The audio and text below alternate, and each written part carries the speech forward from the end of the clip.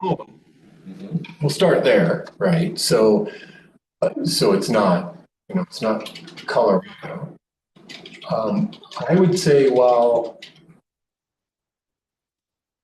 less wealthy overall, also more homogeneous, less wild diversity. Mhm.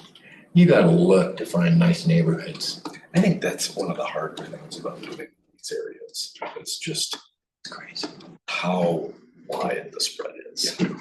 Yeah, there's, you know, um, the property we bought, I'm going to end up, I've got 2 acres now, but I'll buy the 15-ish acres that surround it. And I'm probably going to build little camper.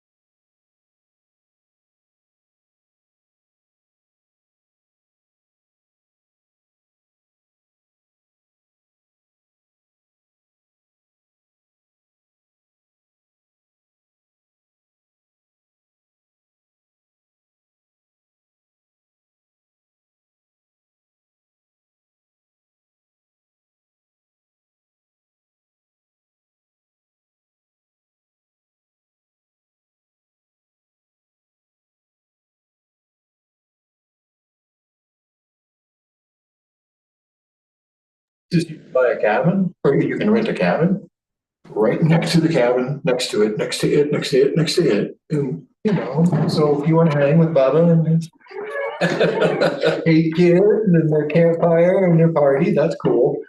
But I think there's a market. It's only about an hour and 15 minutes from Tulsa. Okay. So I think it'd be a market, the kind of thing where they're nicer and you don't do rentals for less than a week. I'm not interested in people coming in and parking on the weekend and Right. family a little longer. So something like that. Cool. Thank you. Keep me busy.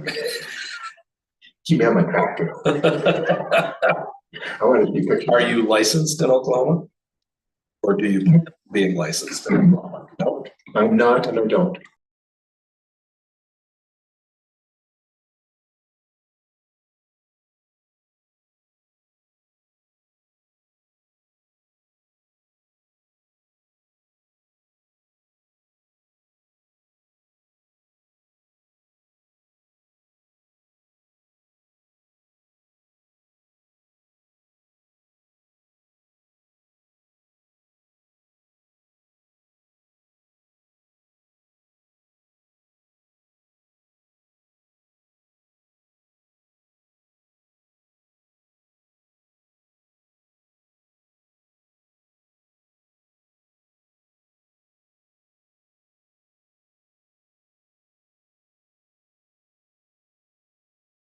That's the way he's supposed to. Yeah, I'm pretty sure he has. yeah. Dan may talk a bit, but he would be one to go in and get it. Yes. For sure. We had a gentleman kicked off the planning commission once because he did not. Just went fired up the heavy equipment and started overlap rating with his newly and ended up being dismissed. What's his name?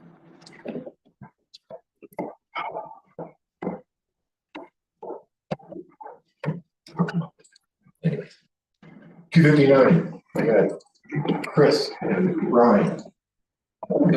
Water line placement for Mr. Campbell. Attorney for the Sprouts.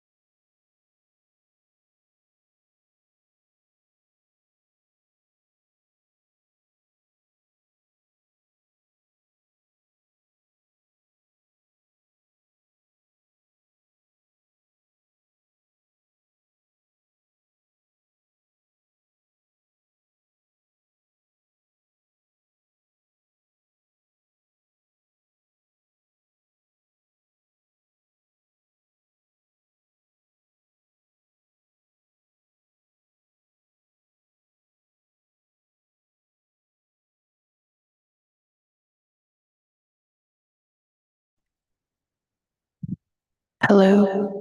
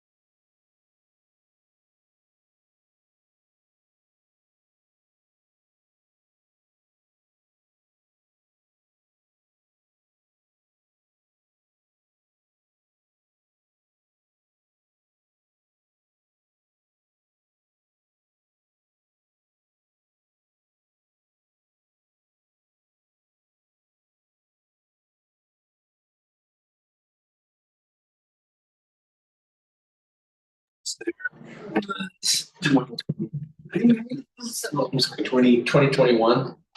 Okay, so Seems like relatively, the last time I was there. I hadn't been there in 15 or 20 years.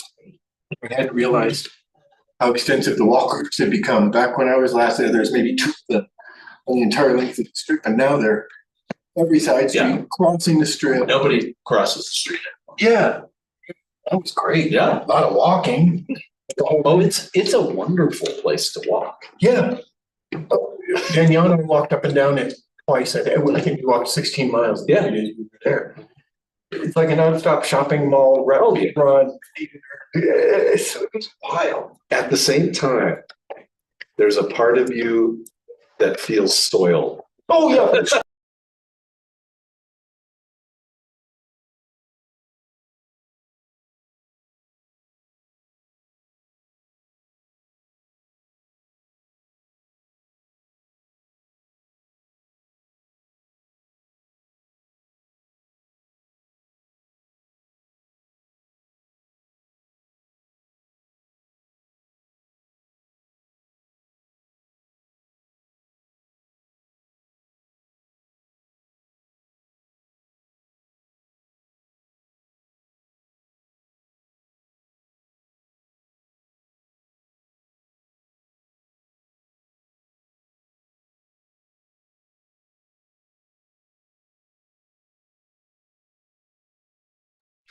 Telling Diane about my trip. One of the guys with Danielle, my daughter, you know, one of them. And she was saying that they really hung their, Oh. Thank you. they really hung their hat on that, and they see tons of It can just go into that search protector. You just sports change it. destination tourism. Yeah. She said, boy, you should see the strip when the visiting team had fun. Oh, yeah. Everybody came from out of state, into the strip at the same time for the game, and it was just really, it was, we went to, her test was, she didn't say, Very good. she was sweating it until about 10 a.m. this morning. I don't know, 2 hours later, she got news. She did not tell me this part. If she had not, this was her third time in that herself.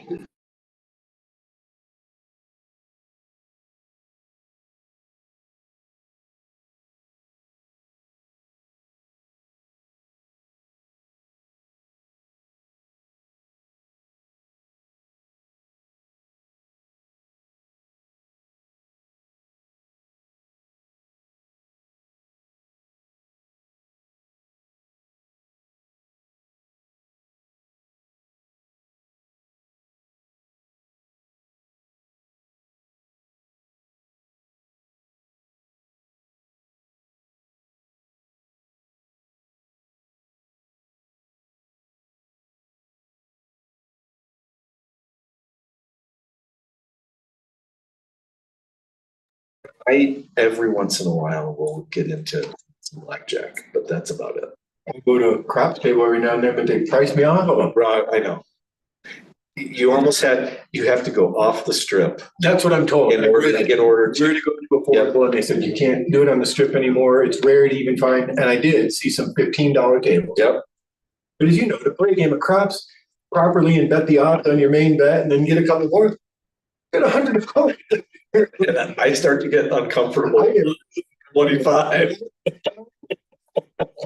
So my daughter wanted to learn to play craps because I told her my favorite to learn on the bubble games. Yeah. Where they your own dice. And it's nice, your own pace, and you can explain the move.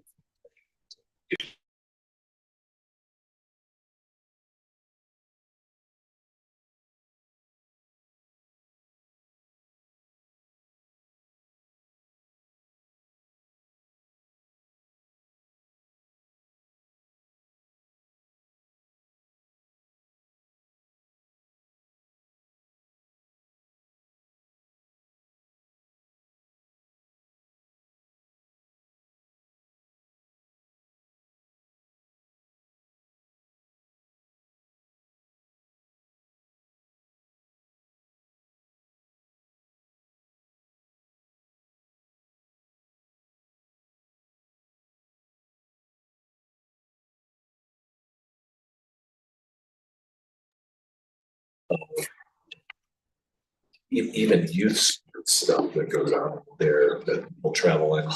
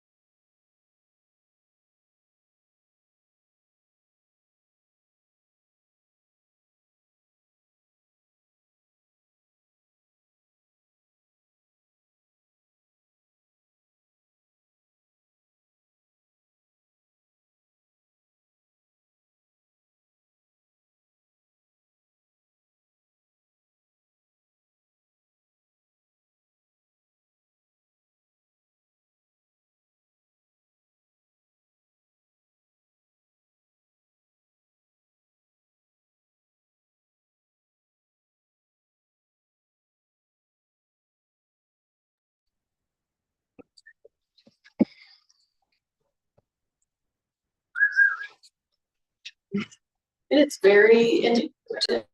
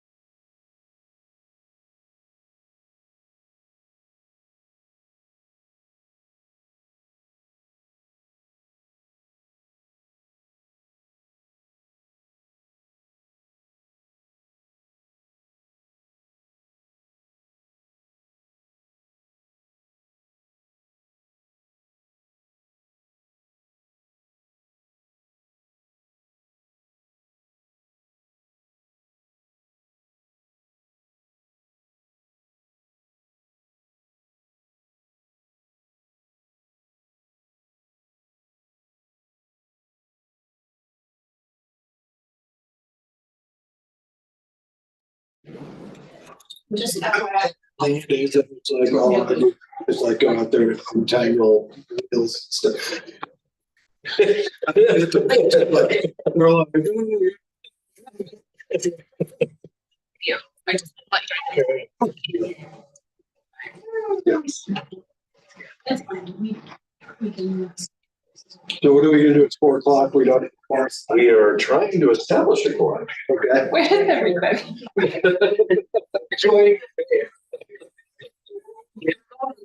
Hang it at the gazebo.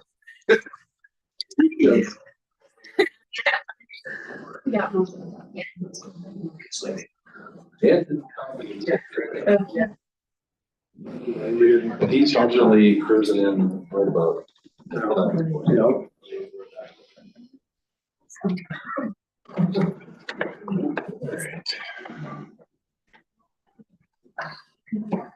Do we need any announcement? Big Stacy. Okay. So do we need to put anything up on the Zoom? You're off mute, so people can hear you right now. Oh. And Is anybody out there? no. Okay. I don't So there we- As usual, nobody cares. Can we start work session?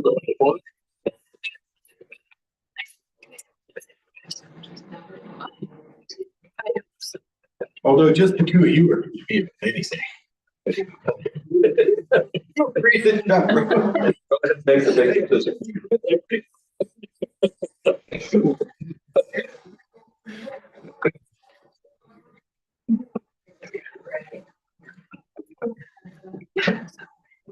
These two chairs. And that chair. It's just.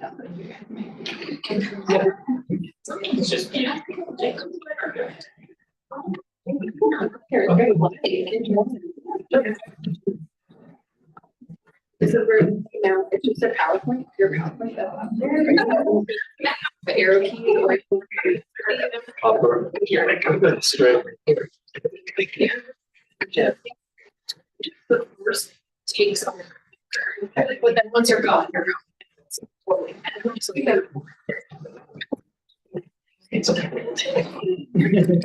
It's pick up. It's worse. I think it. That makes sense. So, yeah. Jacob, do you want it? Maybe I can. Good. Yeah.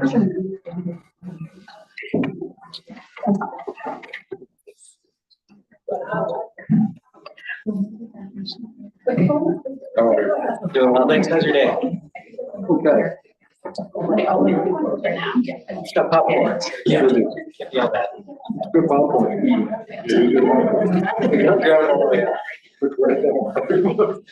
Right before I took you all is the wrong time. It'll make us feel better about the power. We're all gonna eat popcorn. I'm just saw that you guys is the picture. No, but pretty good.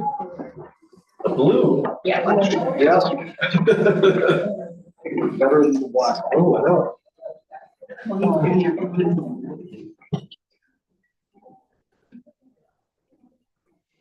Personal pictures, for me at least, are much better.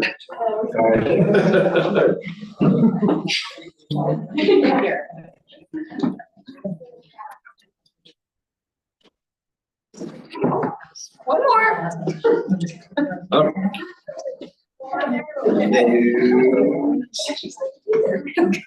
Hey, Doug.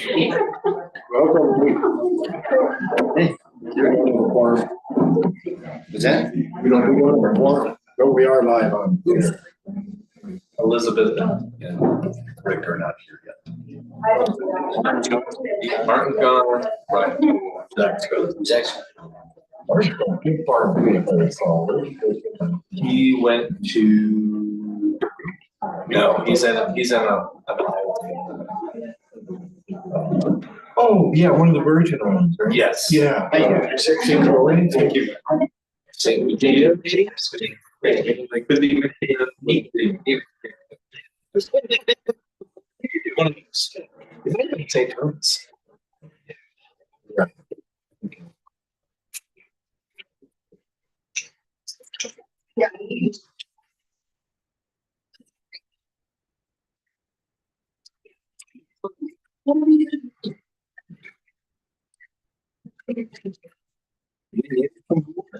Yeah, Ruby's there. You guys. There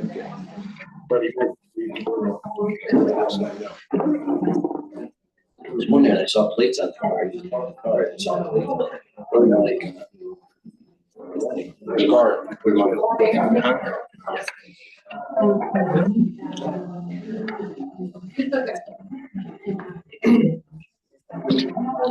Robin, how you doing? How are you? You at the, I think I saw you at the, pen clean thing, there, getting stuff done, the benchmark. Yeah. Excuse me, I didn't actually fix anything, Oh, you were just reading it, just checking it out? but yeah. Yeah. Good. Did you fix anything? It was great. I think it Isabella's shifter again. It's just, yeah. Like the thing stuff, the cable. That's probably a little. But it's a shifter, she can go one way. To the heart. Just get down and get it. Yeah, so she just keeps it in, yeah. But it's the, I hear. Well, shifters are. So we had to replace, just react stuff. Here. Okay, so let's do this. Yeah.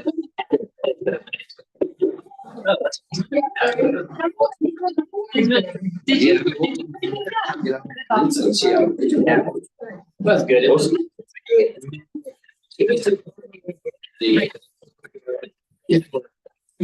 I heard that people have a little bit of some of the shape. Yeah. Yeah, I only get to. I need to start getting that into my routine.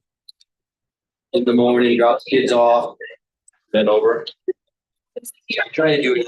Usually ends up to go 2. And I come home. Math done.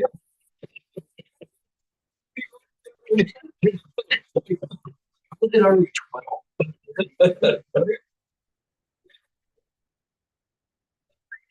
We got now. It was there. Here. You got. We're still. Good. Made me look good. Yeah. Not really, no. Hello, welcome to the May 13th work session. We're missing a few council members, but we have a quorum, we're good to go.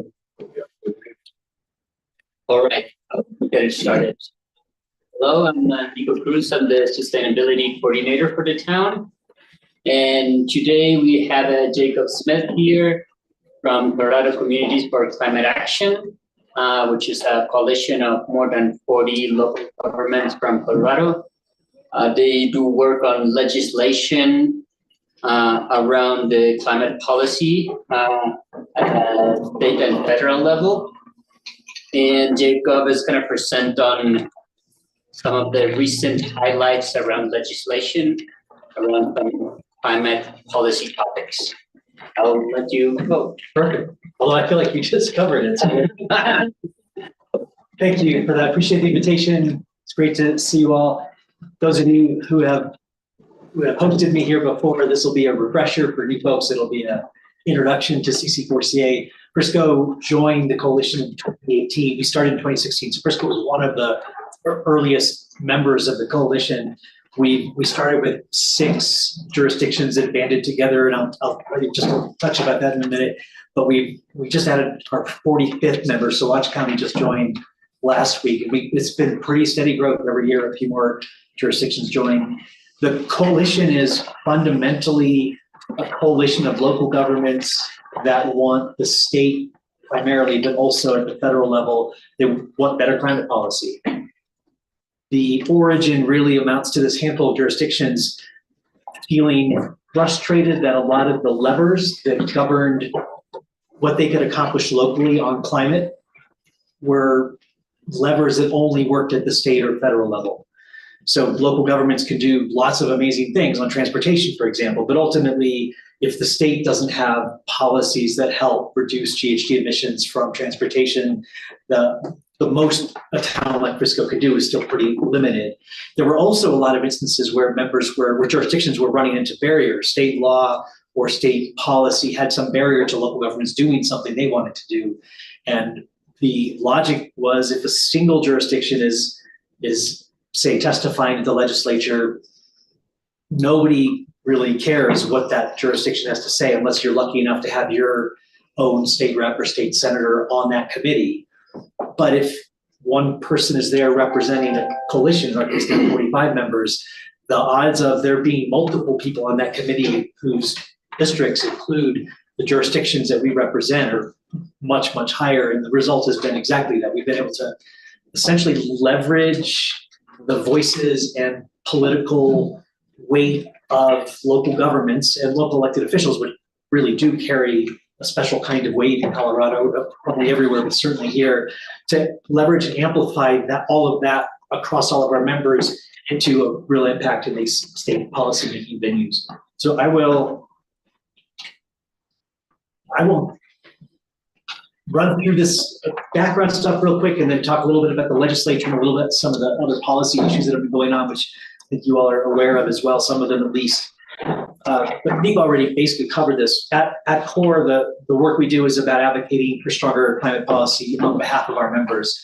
So we are often aligned with environmental groups, but we're not an environmental group. We are a bunch of local governments, and that distinction is really crucial partly because it means it's a completely different voice at the table. When there are a bunch of constituencies at the table fighting over what the policy should look like, we are able to advocate for strong climate policy in a way that the enviros can't, because we aren't them. We're an unexpected voice at the table. And so that carries a lot of really helpful weight. Is that something? Not just the alerts. So we're going to We're gonna go through all our votes. But it didn't ring. That's. No. I'll call the police department. Yeah, so the core of our work has generally been at the legislature, and then the executive branch, the governor's office, and governor's cabinet and governor's staff, and then the agencies themselves, and the regulatory bodies like the Public Utilities Commission, the Air Quality Control Commission. So those are the venues that we spend most of our time in. We do some federal work. I'll talk a little bit more about that, but basically we limit ourselves on federal to where we think we can actually make a difference on the impact. So it's not just, there's an issue we care about, so we're gonna weigh in. It's, we're the ones where we think local government voices in Colorado can actually shape outcomes. And there have been some, for example, when Senator Hickenlooper was deciding whether to get involved or not in the passage of a big funding package, this was 2 years ago, and it turned out he and Senator Manchin, who had this close relationship, or at least a good relationship, that Hickenlooper hadn't decided yet, and he had a relationship with Manchin, and Manchin was a crucial swing vote, so we engaged, lots of our members engaged, and ultimately Senator Hickenlooper did work really hard to convince Senator Manchin to support it. We ended up, as you all know, with the BIL and the IRA and tons of money that now has largely stopped. But even though it stopped prematurely, it's still a bunch of money that flowed into Colorado and local governments to do really good planning. And then we do a few other things, workshops, trainings, briefings. So basically trying to provide resources to you all about what's happening politically, what's happening on climate, what's the latest science on climate change, particularly at the local level, particularly in Colorado.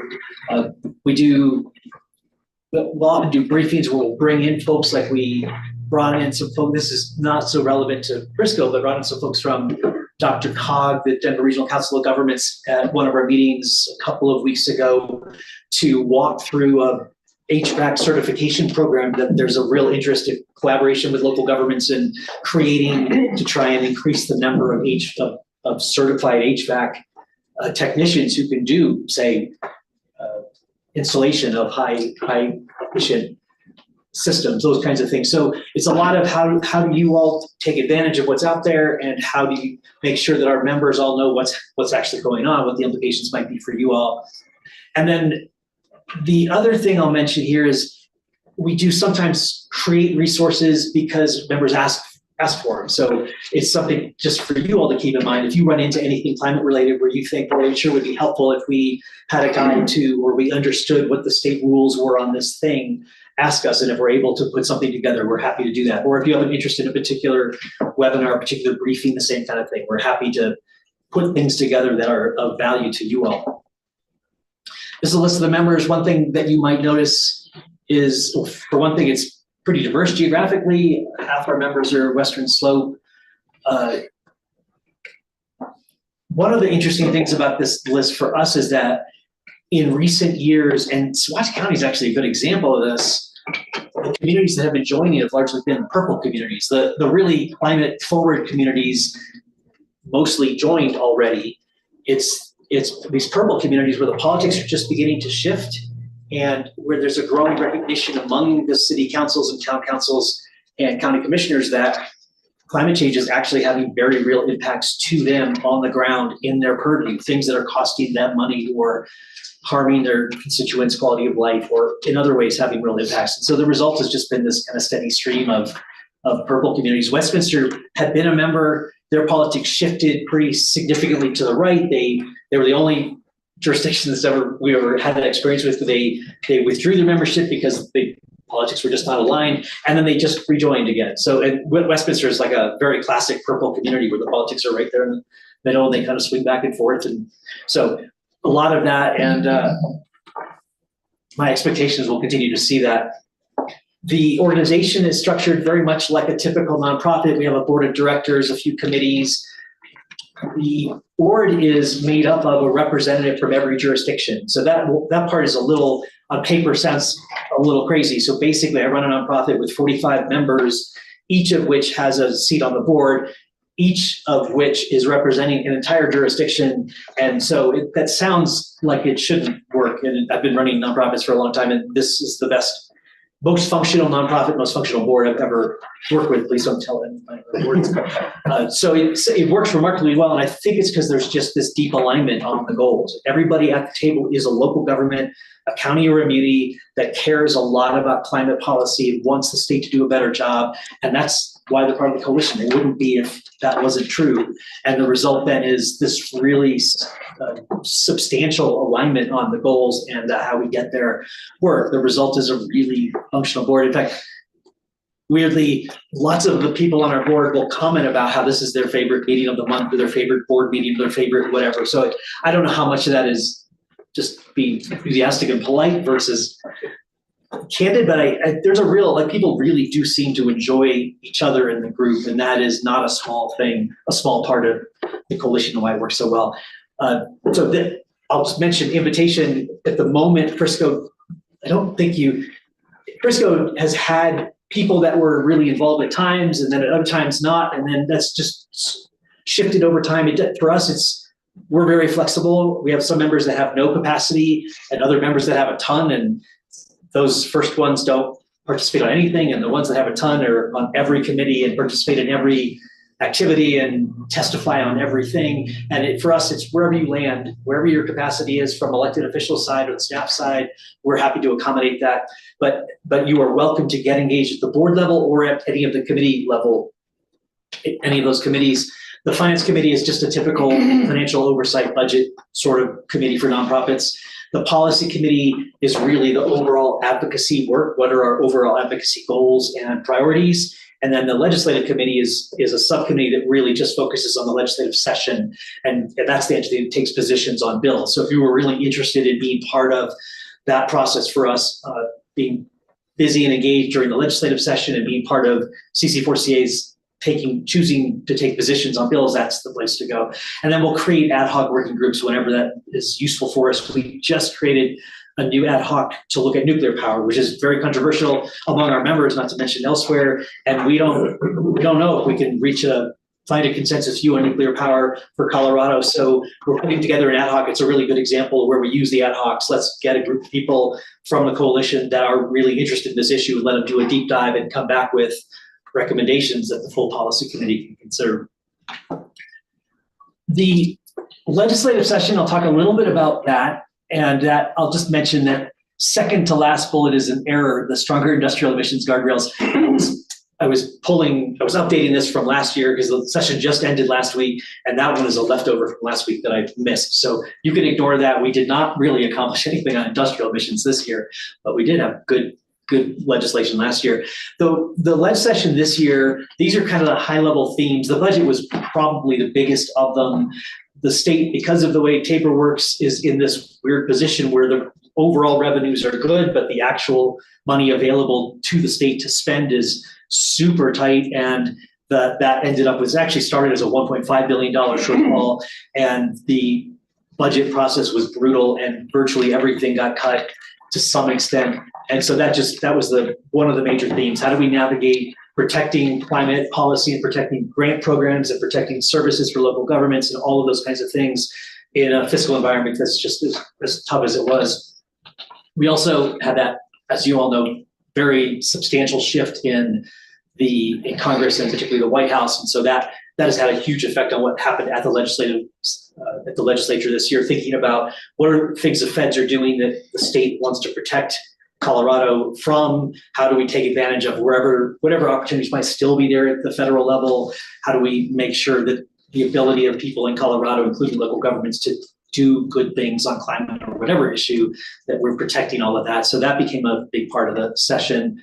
Affordability was one of the sort of narrative themes, and lots of the discussions and issues and fights had the question of affordability in the middle of it.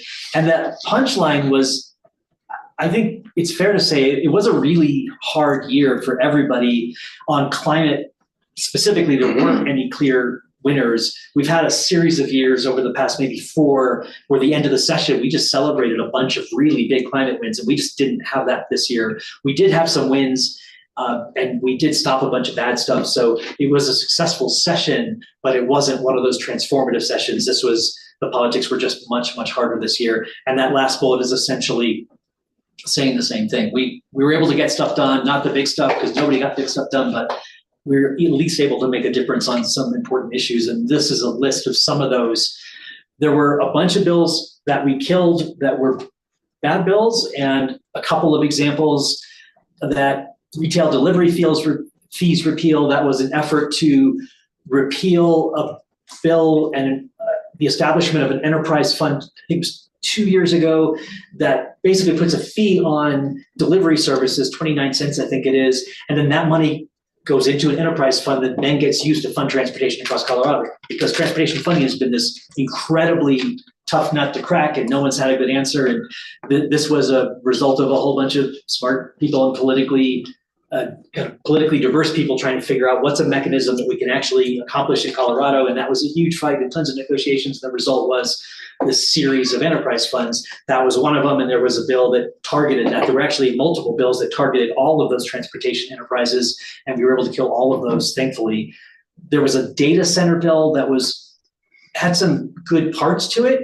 The idea was to incent data centers development in Colorado, but the problem from our perspective was it would have essentially created these huge tax incentives for data centers that was independent of how many jobs are they actually creating, and is the energy they're using coming from clean energy sources? How efficient is it? What impact does it have on local communities where those facilities might want to locate?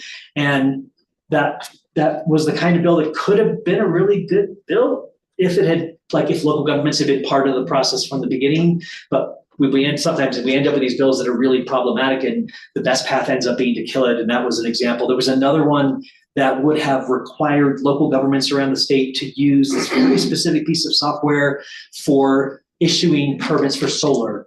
And it would have basically been across the state, But a bunch of our members that had either used it or helped develop it or had looked at using this raised all sorts of questions and problems. Like they had a bunch of interoperability problems with their own systems and how they can get it to talk to that system. So the idea was, here's this thing that NREL developed, and the cost will get punched out to the people applying for permits. But the reality, the local governments would have faced substantial costs in the implementation and ongoing maintenance of that system. And we ended up with we ended up with an amended bill. So I've kind of slipped into that second bullet of problematic bills we managed to amend. And we were able to turn it into the appropriate, I think for us it was appropriate. Let's actually look at what the barriers are to more solar being deployed, and not just assuming the problem is local government's permitting processes, was what this bill did.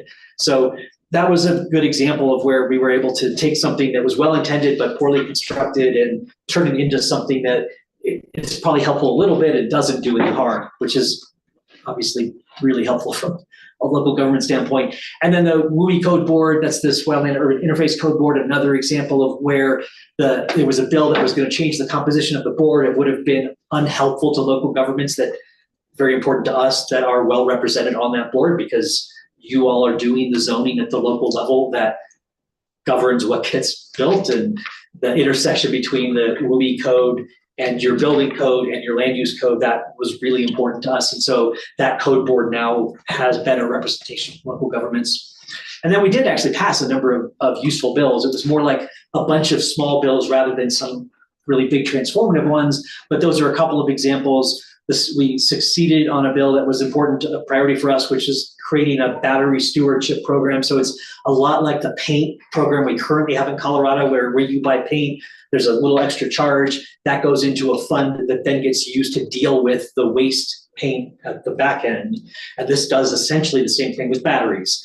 Little extra charge, all that goes into a fund that then gets used to make sure the batteries are disposed of correctly. It turns out in recycling centers, battery fires are one of the major concerns.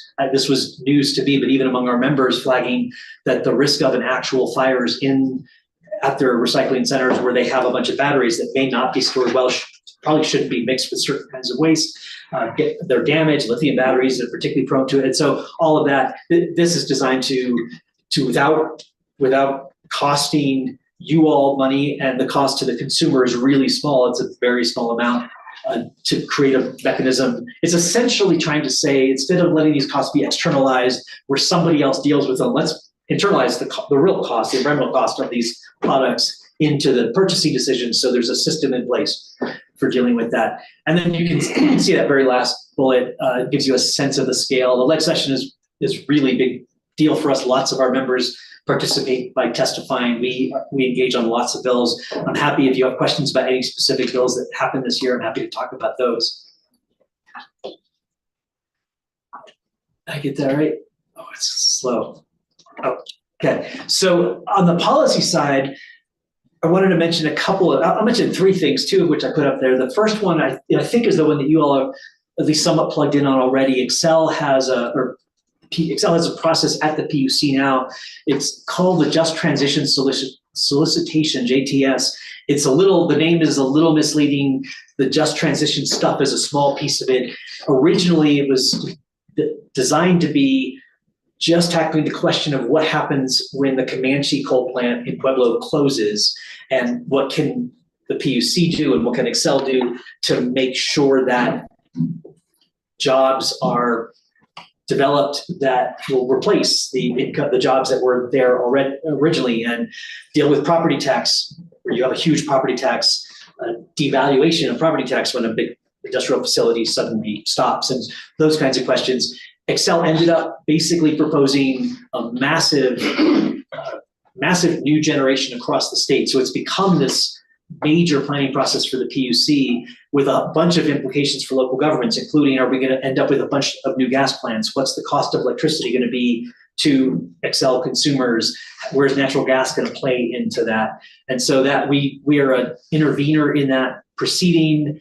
I know that our staff has talked to your staff, and making sure that we understand what your needs and perspectives are so that when we're preparing our filings and we're testifying and going through that process, that we are accurately positioning from the perspective of our members, which is obviously the point of what we're doing.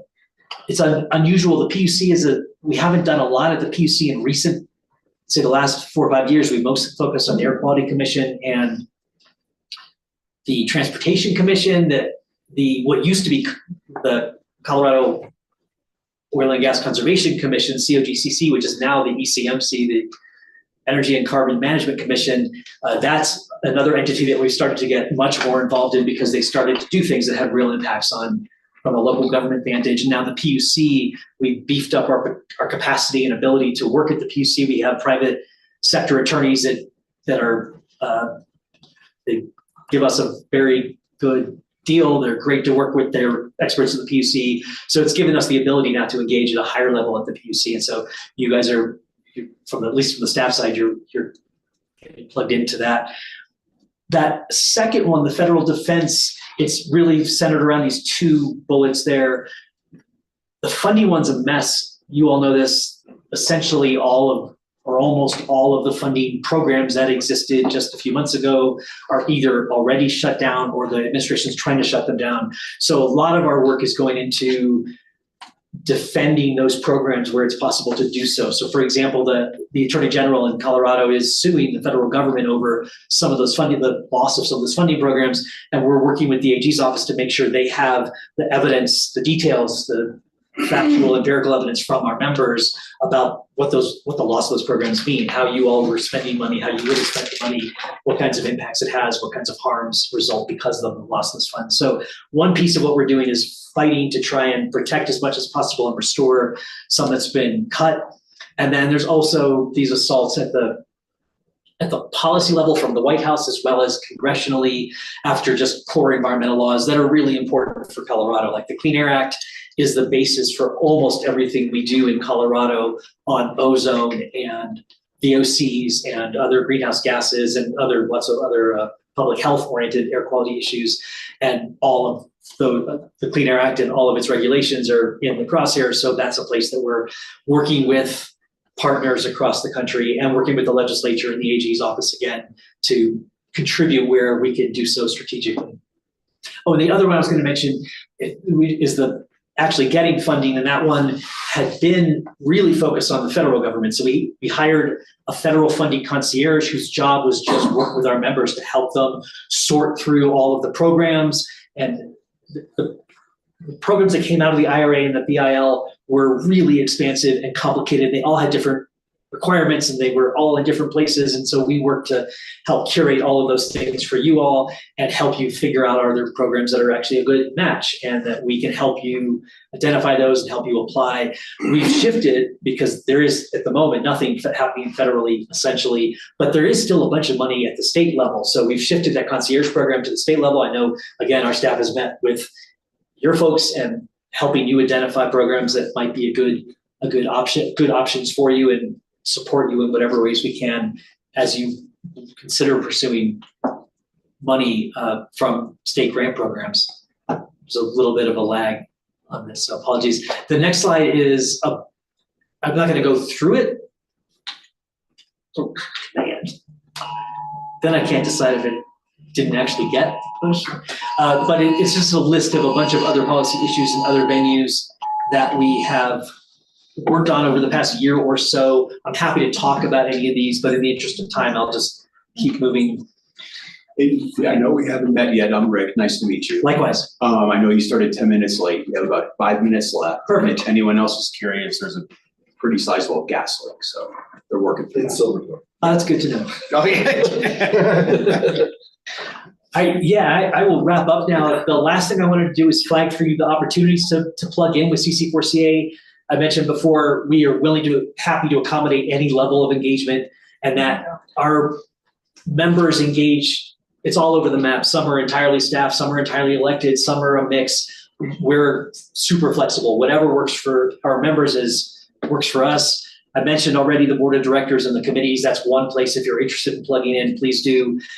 a lot of our members, individual elected officials especially, give testimony at regulatory venues, at the Capitol, and that is immensely impactful. That individual local elected officials testifying just really carries a weight that is hard to replicate. So our job is make it as plug and play for you as possible so we can register you and guide you through whatever protocol. If you're not familiar with the protocol, we can guide you through that.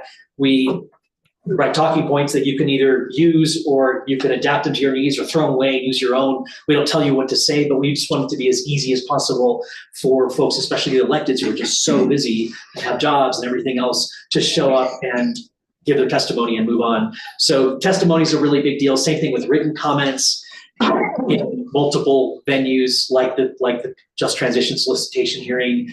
And we do a lot of meetings with state and federal lawmakers and always look for ways to plug you all into those meetings so that you have better access to the lawmakers that represent you than you might otherwise, or at least help you with the logistics. And then things like publishing guest editorials. If you ever want to publish something that is in the climate sphere, we're more than happy to help you, like in the local paper or the Denver Post or wherever, we're more than happy to help you with it. The same thing, we can something that you can then adapt to your needs. You can write something and ask us to help you with filling in details or facts or whatever. We're happy to help in any way that you like. And then we have a few newsletters, which I will save, but happy to add any of you to any of those. And I will stop there. These are just pictures showing elected officials and staff that are very excited and happy to participate in various ways. And I am happy to answer any questions. Thank you. Just to share with the group, we've had Mayor Pro Tem Burley and former Mayor Mortensen have both gone down to the Capitol testified. So it is a part of our group that we have participated in quite a bit in the past. So if anyone's interested, we can get you together. Anyone needs any help. Thank you. Yeah, do that. I'd probably, I'm sorry? I'd probably be willing to. Oh, that's fantastic. All right. We will get you connected. However you want, we can run it through Nico. We can talk to you directly. We can tell both of you at the same time, like whatever you guys need, we'll make it work. Yeah, great. Yeah. Thanks. Questions, comments, anyone? Well Probably done. hard work. Yeah, thank A you. lot of work. Yeah, I'll end on a thank you. Frisco's been a member for a very long time, and we exist and we are as effective as we are because of our membership. We have an amazing little staff. It's a very small staff, but it's really strong. But it's because we're able to amplify all of you in those venues, right time, right ways, right strategies, and that we're able to produce the outcomes that we produce. And so thank you all, because it wouldn't happen without you all or our other members. And you can always reach out to me anytime if you have questions later, or reach out to me, talk to me. Thank you all so very much. Great, thank you. Thank you.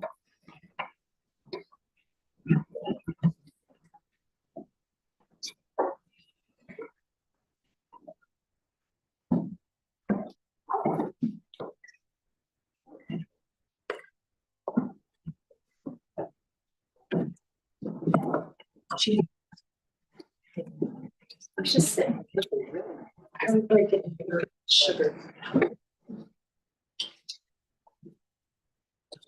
Thanks, Stacy. While you're getting that pulled up. All right, Good, how are you? really good. We'll do a quick round of intros right before you get going while Stacy's getting pulled up. Let's start with Robin.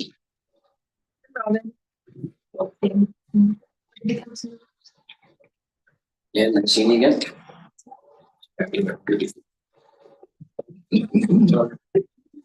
Hey, Ricky, can you see? Andy Ward. Elizabeth, Adrian. Yeah, hang out, I don't really like, it. Just hold on to your slides. Okay, perfect. Feel free to.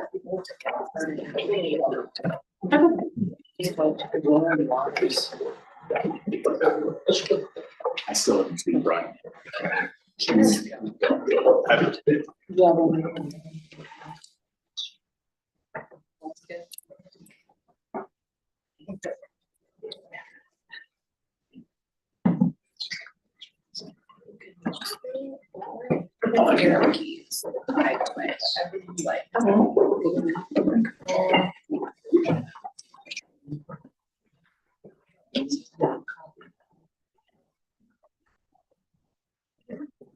Okay.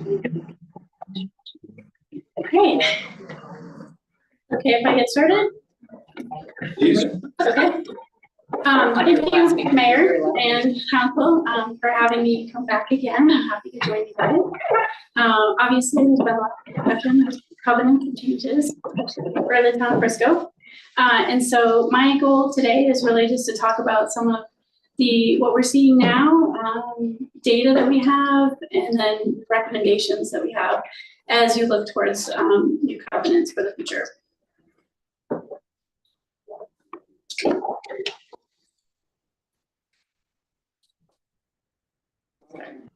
Oh, it's just slow.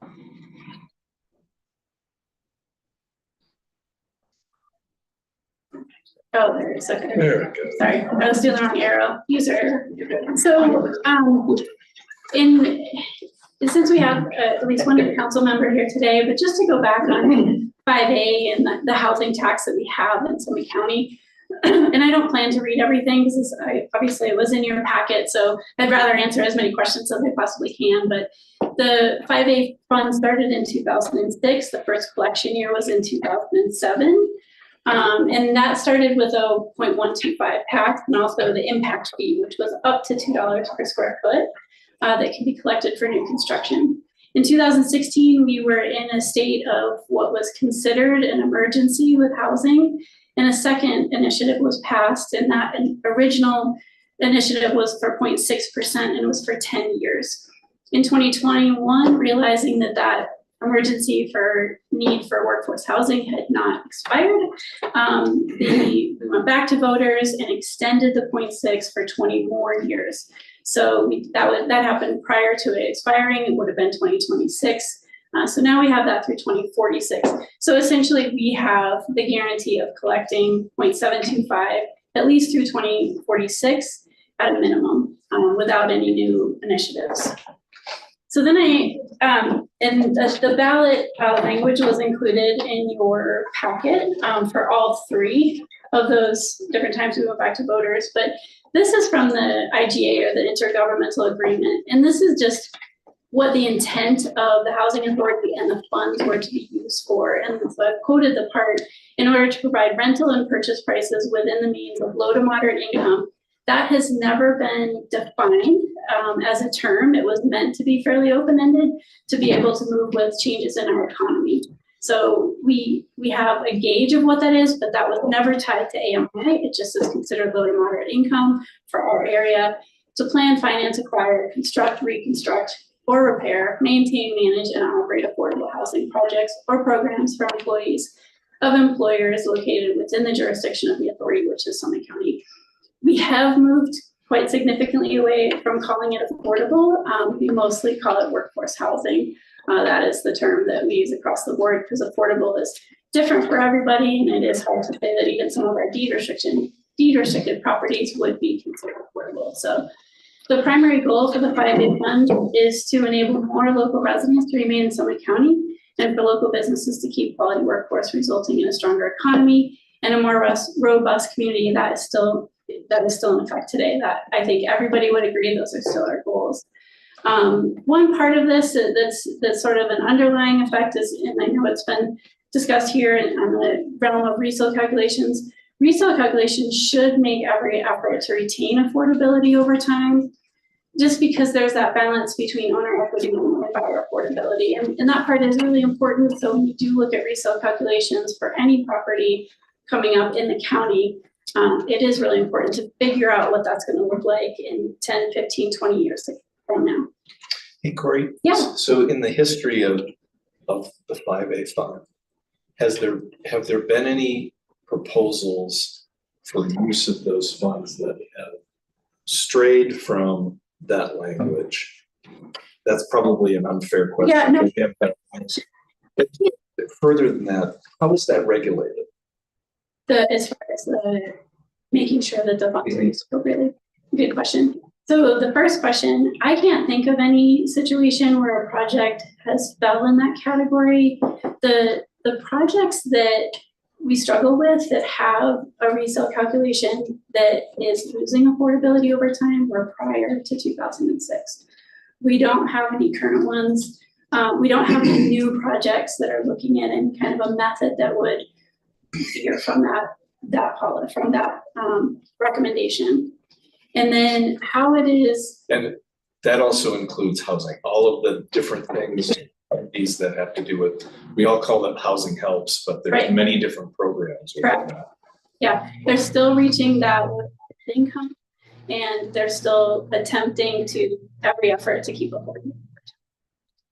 And then as far as how that is reviewed, I don't know previous years, but for me, how it's reviewed is I look at every single jurisdiction's, every partner of the SCHA, I look at every budget, budget to actual for every year.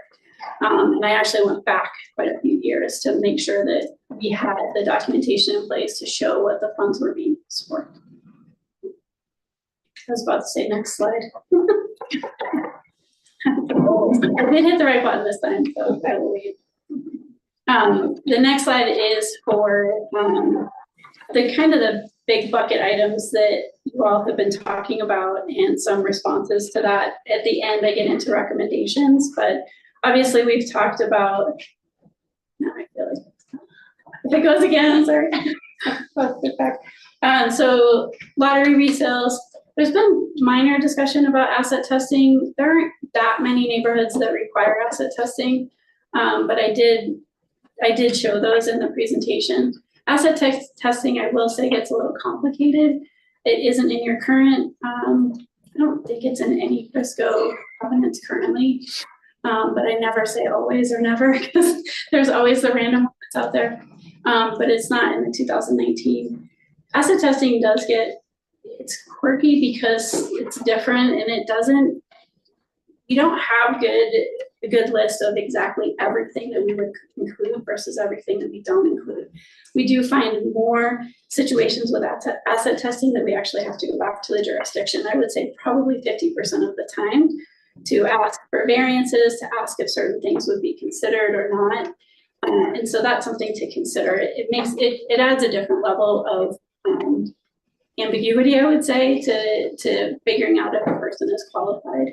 And so if you felt really strongly about that, I could get into further discussion on it, but I don't really recommend it. There are jurisdictions that have gone completely away from it and have it and hold deed restrictions, and that's it.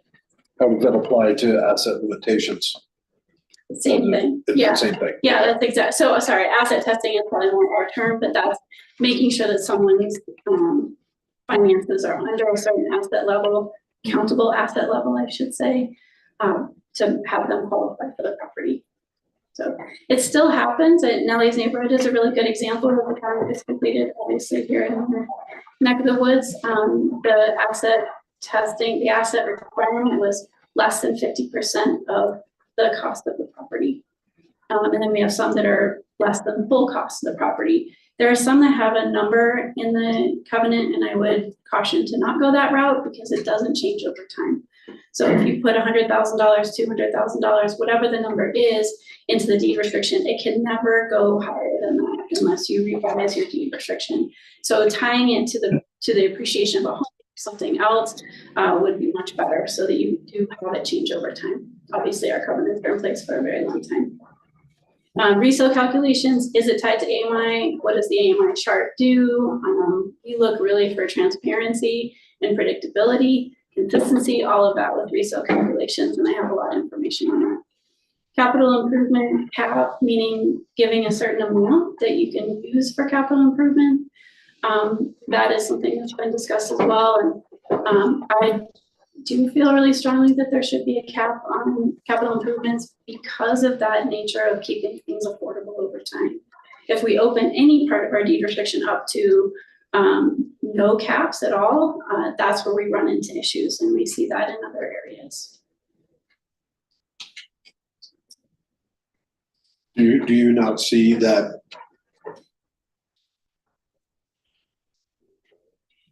This politically correct here. Does, in your experience, having a cap on capital improvements translate to properties not being updated? think in properties that have absolutely no capability for capital improvements, and those exist, that's where you have the issue. But most of our large neighborhoods do have that ability to have some capital improvements. The older neighborhoods, such as Wellington, our first very large neighborhood started in 1999, so prior to 5A. That is, sorry, it didn't work. Their capital improvements were a lot different than what we see now. We have kind of a mix of capital improvements and what you would consider more maintenance items, like updating flooring and countertops and painting your home and all of that. The newer deed restrictions bring those into play with whether it's called capital improvements, QCI, maintenance, whatever. They all really mean the same thing. And so I think as in the newer neighborhoods that have that allowance, we are seeing nice development with updates. There's always going to be people that can really get their max resale no matter what they do, and so they don't invest in those kind of things. But if we don't have a cap, I would see issues with people making updates more based on preference than on need. And that's where we get into a difficulty of keeping affordability. If someone comes into a newly renovated bathroom and kitchen and they don't like the color with no cap on capital improvements, potentially they could change that. Obviously, we have depreciation schedules and ways that we try to limit that, but I don't think it's a perfect science. And I think you could have some situations where you have price creep, where prices are just getting exponentially higher because one owner happens to be able to afford to do some pretty hefty improvements to their property. I do like the situations where we have, now it's going faster, where we have like a percentage that resets. So I think the county has that kind of a system where it's 10% of the initial price of the property, and that resets every 10 years. So every 10 years, whether it's the same owner or a different owner, they could use that money again.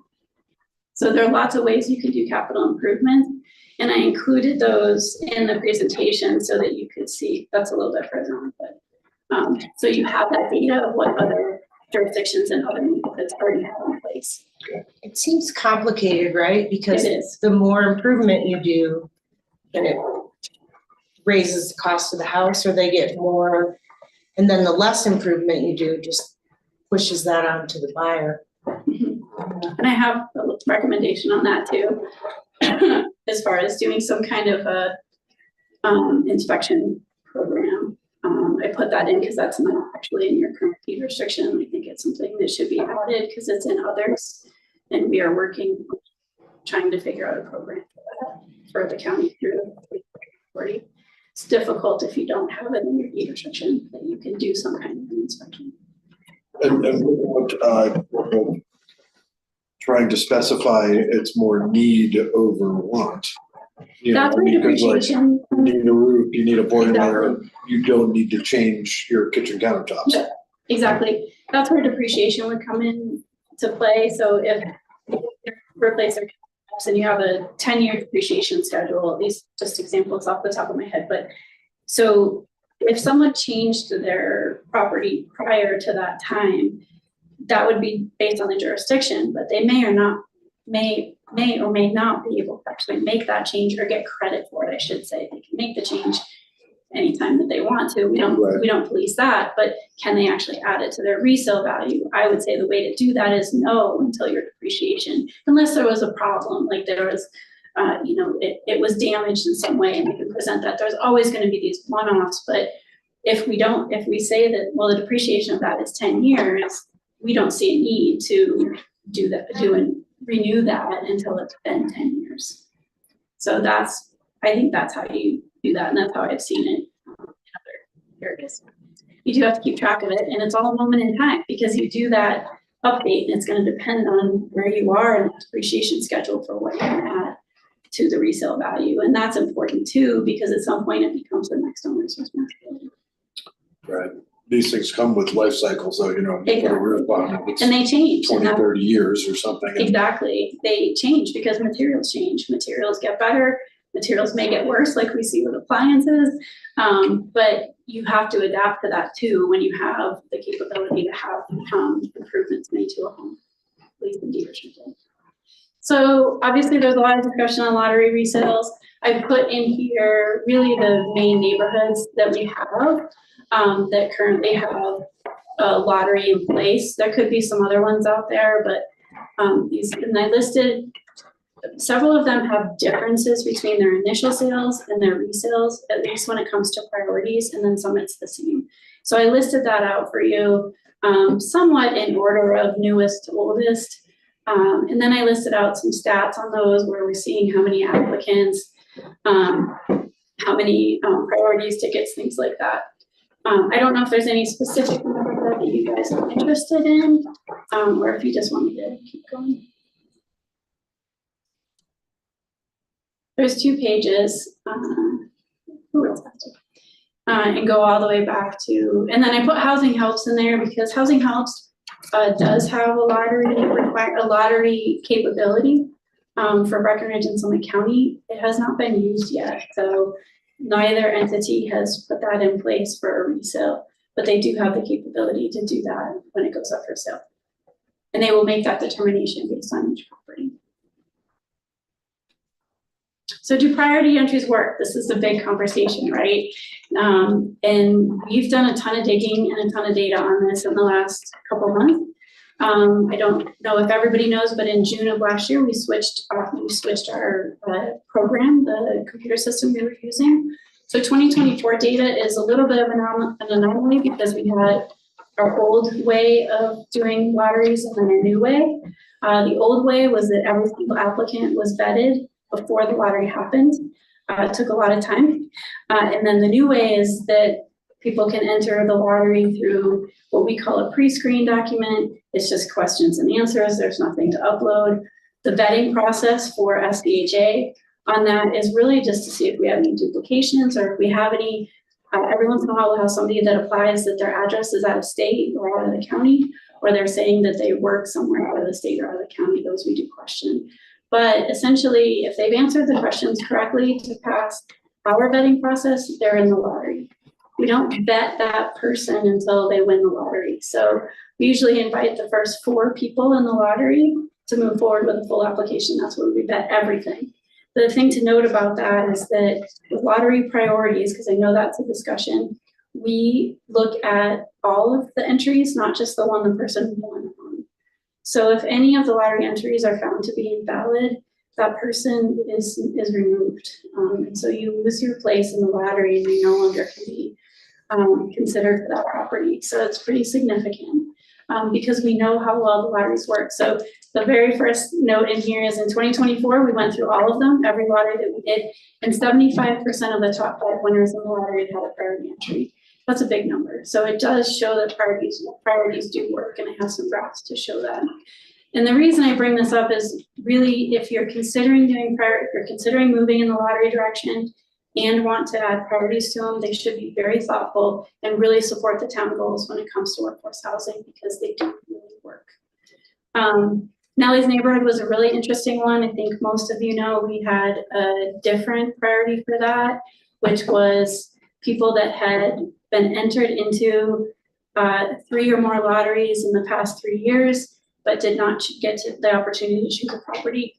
That was really difficult to actually monitor. We had people actually attest to that and list the lotteries that they thought that they had been in. And we had things like Peak One and Wellington and things that don't require a lottery. So in the end, I think we had about 38, 39 people that actually claimed that, and we ended up with 19. That one we did vet because it was before our new system. So we didn't go through all that. We did a modified application, but we did vet as part of it. So you'll see some data, some of the graphs show this. But we have also seen a 550% increase in lottery entries with the new system because we made it a lot easier for people. There are a lot of people that weren't entering lotteries because you had to do a full application every single time. And that nobody wanted that. We also do have a much higher capability to provide data to you from lotteries around the county. We've been doing that with different jurisdictions based on their own, based on the county, just to see how things are panning out. Once we get to June of this year, we'll be a full year into the new system and it just enhances the data. Okay, so here's the graph. I have to put this for myself. I don't think I'll be able to see it. Well, So this just gives you some county data base, and this is all 2024 data. So again, 2 different systems, but it shows you the total applications that we processed. So you can see Frisco in there. This shows the number approved, the number denied, and then other. We did learn through going to the new system, we do have a lot of situations where people start an application and don't finish, or they decide to not go forward with that property. So that's what other is. It's really canceled applications, declined applications, that kind of thing. But you can see the next one over is the lottery resales for 2024. You can see Frisco's fairly even, not a ton of resales in Frisco, but we did have some lottery properties go for sale through the town of Frisco as well. You can see Breckenridge has a really high one-off because they just started doing lottery sales in general with the start of the Stables neighborhood. And Silverthorne, you can see, is the exact opposite because most of their sales are in Smith Ranch, which require a lottery. So there was a question about, do priorities increase with how we switch the intake forms? And that's what those bottom pie charts are. So we took 2 different Smith Ranch properties and 2 different Dillon Valley Vista properties. And you can see, I know it's really small in here, but what we learned from this is that there are many more applicants for each of those, but the priority numbers are really still consistent. So 90% around the Smith Ranch did qualify for a priority, and 40% to 32% actually qualified for all 3 lottery entries. And then you see Dillon Valley Vistas. There's a slight difference in that one where 50% receive a priority, but in the new method, over 70%. The numbers of the people receiving all 4 are really consistent, 16.7 versus 20. But again, you have 18 people in the lottery versus 50. And then the final chart over in the bottom right corner, that's where you see that big difference. So this is where we look at percentage of top 20 receiving a priority entry. So that means looking at the top 20 people pulled in the lottery, how many of those actually had a priority in the lottery? And you can see how high those numbers are. 70 for Dillon Valley Vistas, 85% for Stables Village 2A. There were 4 lotteries in that. And then a recent Smith Ranch at 90%. Nellie's is the one that is the anomaly at 5% because only 19 people qualified for that. And then you can see the bottom where the blue line is just, you can just see the increase in the number of lottery applicants that we have. It went from around 250 to over 1,600 for the year. Any questions? What about, as, you know, so anybody can get in the lottery, you don't necessarily have to be pre-qualified, right? So is that, you know, causing more people to be in the lottery who can't actually qualify for a mortgage or, you know? That's an interesting one. We haven't really looked at it based on the qualification of purchasing the property. We do have a lot of people, I think, that are entering every single lottery that comes about. Most of them are answering the questions that create the priority in the truthful way. Sometimes they don't, and we've gotten a lot better at declining people. It's uncomfortable at first because we never did that. They were already approved before they went into the lottery. But as far as people qualifying to buy the property, I haven't seen too much of that.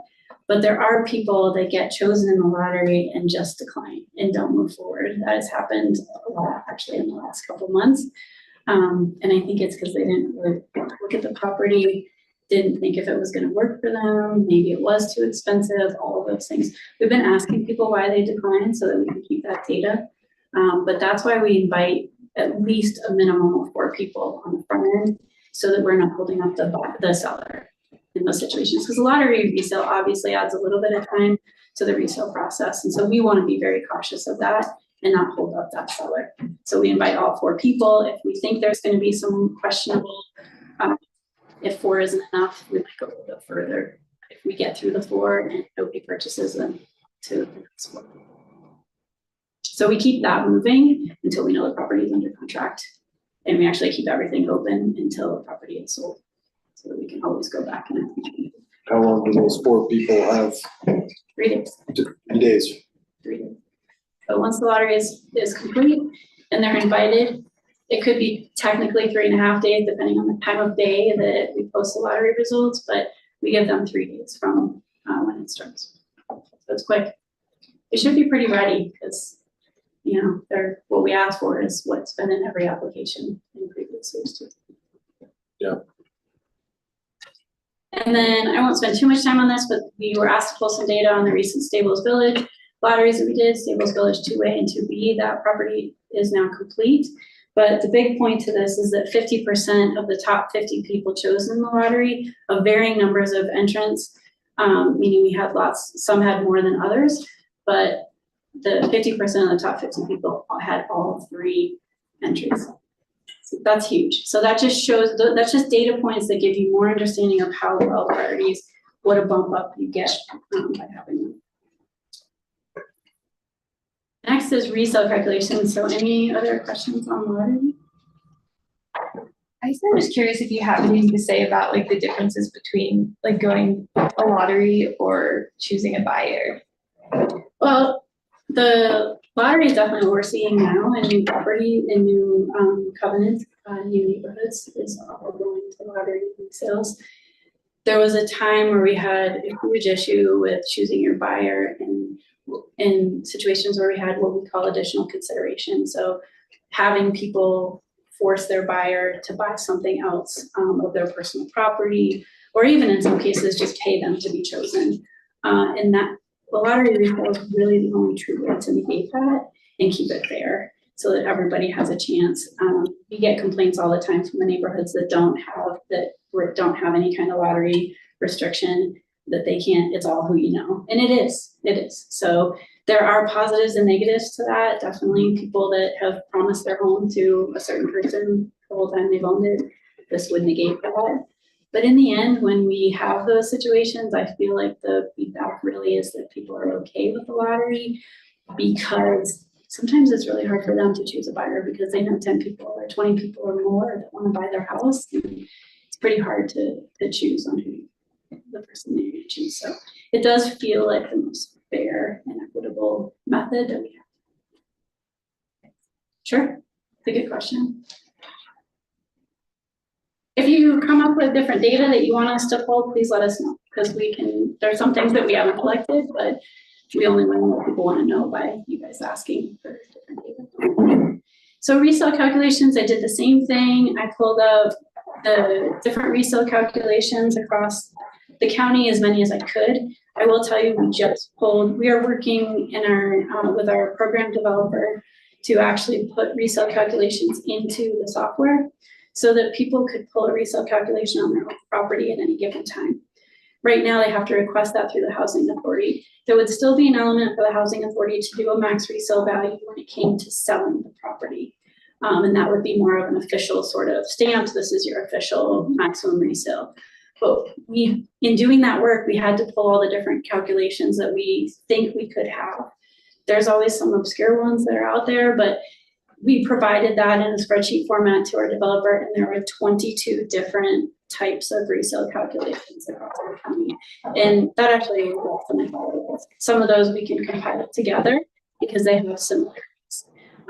But Wellington and Vista Point, these are the most recent situation where we have a resale calculation with a greater than side of the town of Frisco. You can see those are 2000 and 2002. This method has proven very difficult over time. We are seeing resale calculations in those two neighborhoods that are much higher than anybody would have expected, because we've had 30% increase in AMI over the last 3 years. So their property values have gone up exponentially. In some of the cases of resale calculations, we've been doing quite a few because AMI just changed in May or in April. And so a lot of people have been asking what their property value is in those neighborhoods. And we're seeing $100,000 to $150,000 difference between what a 3% calculation would be and what a change in AMI looks like. So it does create a difficulty to keep the affordability over time if you go to a greater than model. And I have plenty of examples of that if you want to see them. So the newer properties are going with a 2 to 3% appreciation, not tied to AMI at all. And then you have all the other ones, a couple in there from Frisco that have a lesser than or greater than model. Most county covenants are 2% per year appreciation, not compounded. And then there's also this is where you have the capital improvement information. And then if there's some of these have restrictions on the commission paid that can be, I shouldn't say the commission paid out, the commission amount that you can add to the maximum. So a lot of D restrictions limit that as well. Any questions? Right. So just in looking at the AMI chart, I know the AMI chart was included in your packet. It's also included in this presentation. I wanted to really show how these come about and what they're used for. People get really confused about the AMI chart. It's a beast now. Obviously, it's really big. If you look back at previous years on our website, it's much smaller. It only had income sometimes. Sometimes it only had income and rentals. Now we have this, we've gone much higher than we used to, up to, I think we're now at 160% AMI. So the AMI income is where everything starts. And we take the HUD very low income, which is the 50% AMI, we take those numbers, the rest of the chart is extrapolated out from those numbers. This matches the exact same methodology at CHAFA, which helps us because some programs are tied to CHAFA. So we're doing the same thing. CHAFA also has the same for rentals. That is pretty much an industry standard. I thought it was interesting when I was reviewing AMI this year, HUD says that no more than 30% of your income should be spent on housing expenses. I was just on a CAST call with a housing team that's working on some of these details across the state, and that it came up, is 30% right for more areas, but desirable areas in the state that have higher rates for everything, is 30% the right number, but it's the number that we are at, and it's the number that CHAFA works with, and so we're kind of bound to it. But there is an argument for that being less to create affordability.